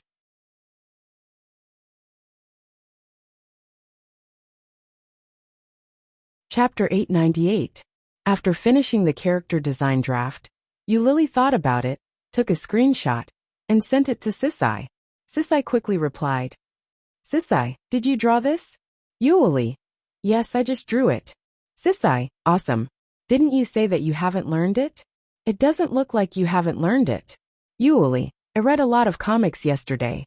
Sisai, "This talent is amazing. I have to admire it. The male protagonist is so handsome, but he looks a little familiar." Yu Lily, "I didn't plagiarize it. It's definitely an original design." Sisai, "Don't tell me you're using something else as a model for your drawing again?" Yu Lily, "Yes, they are all my friends. I have asked them for advice." "No way." However, Oming wouldn't make trouble for her, and she wouldn't make trouble for herself either. Sisai, "Okay, but do you want to create your own original work or do you need our script? If it is your own original work, there is no guarantee of a basic salary. It depends on the number of readers." Yu Lily, "How do you calculate the salary?" Sisai, "Look at the PV. If the PV is high, Your salary will not be low. You want to create an original work, right? Do you have an outline? Yuli. No, Sisai. You'd better write an outline of the script for me first. 1 episode a week. Can you do that? Yuli. I think so. Sisai. Come on, give me a pen name. Yuli. Li Xiaoyu. After discussing the terms of the contract with Sixixi, Yulili signed the contract. After getting the contract, Yulili found that it was already dark. Yulili was shocked and looked at the time. It was already 6:30 in the evening. Oh my God! Yulili knocked on her head and quickly stood up. Just as she opened the door of the study, she saw Oming coming back. Seeing Oming, Yulili smiled and said, I was too absorbed in my painting just now and didn't pay attention to the time. I forgot to cook. Hearing that, Oming reached out to her and said, It's okay. Let's go out to eat. What do you want to eat? Then, as if remembering something, he asked, Have you brewed the medicine? Yulili had forgotten all about it. Feeling guilty, she shook her head and said, No. How muddle-headed. You can forget everything. But how can you forget the medicine? As he spoke, he walked out and went to the living room. At a glance, he saw the medicine that he had just brought back on the coffee table. Oming washed the pot and quickly put the medicine in. Yulili was a little shocked and asked, You actually know how to brew medicine? Oming glanced at Yulili. With a hint of smugness, he said, Apart from giving birth, there seems to be nothing else I can't learn. Can you cook? You can learn. It meant that he wouldn't. Do you know how to clean? You can learn. That means you don't know anything. Yulili looked at Oming with some contempt and said, Humph, you only know how to brag. Oming smiled and reached out to touch her head.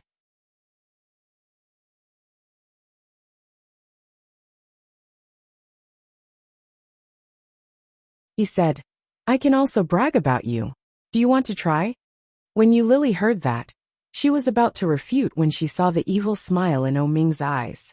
That pair of eyes was full of ridicule. Yulili suddenly reacted, and her face suddenly burned. She stared at him, stomped her feet, and turned around shouting, Pervert! You're tuning in to the Li Mei's Wuxia Whispers YouTube channel. We're so grateful for your support. And don't forget to subscribe to join us on this incredible journey through captivating stories. Your generosity through donations truly makes a world of difference, as it's the primary source of revenue that allows me to expand and enhance this channel for you. Thank you from the bottom of my heart for being a part of this adventure.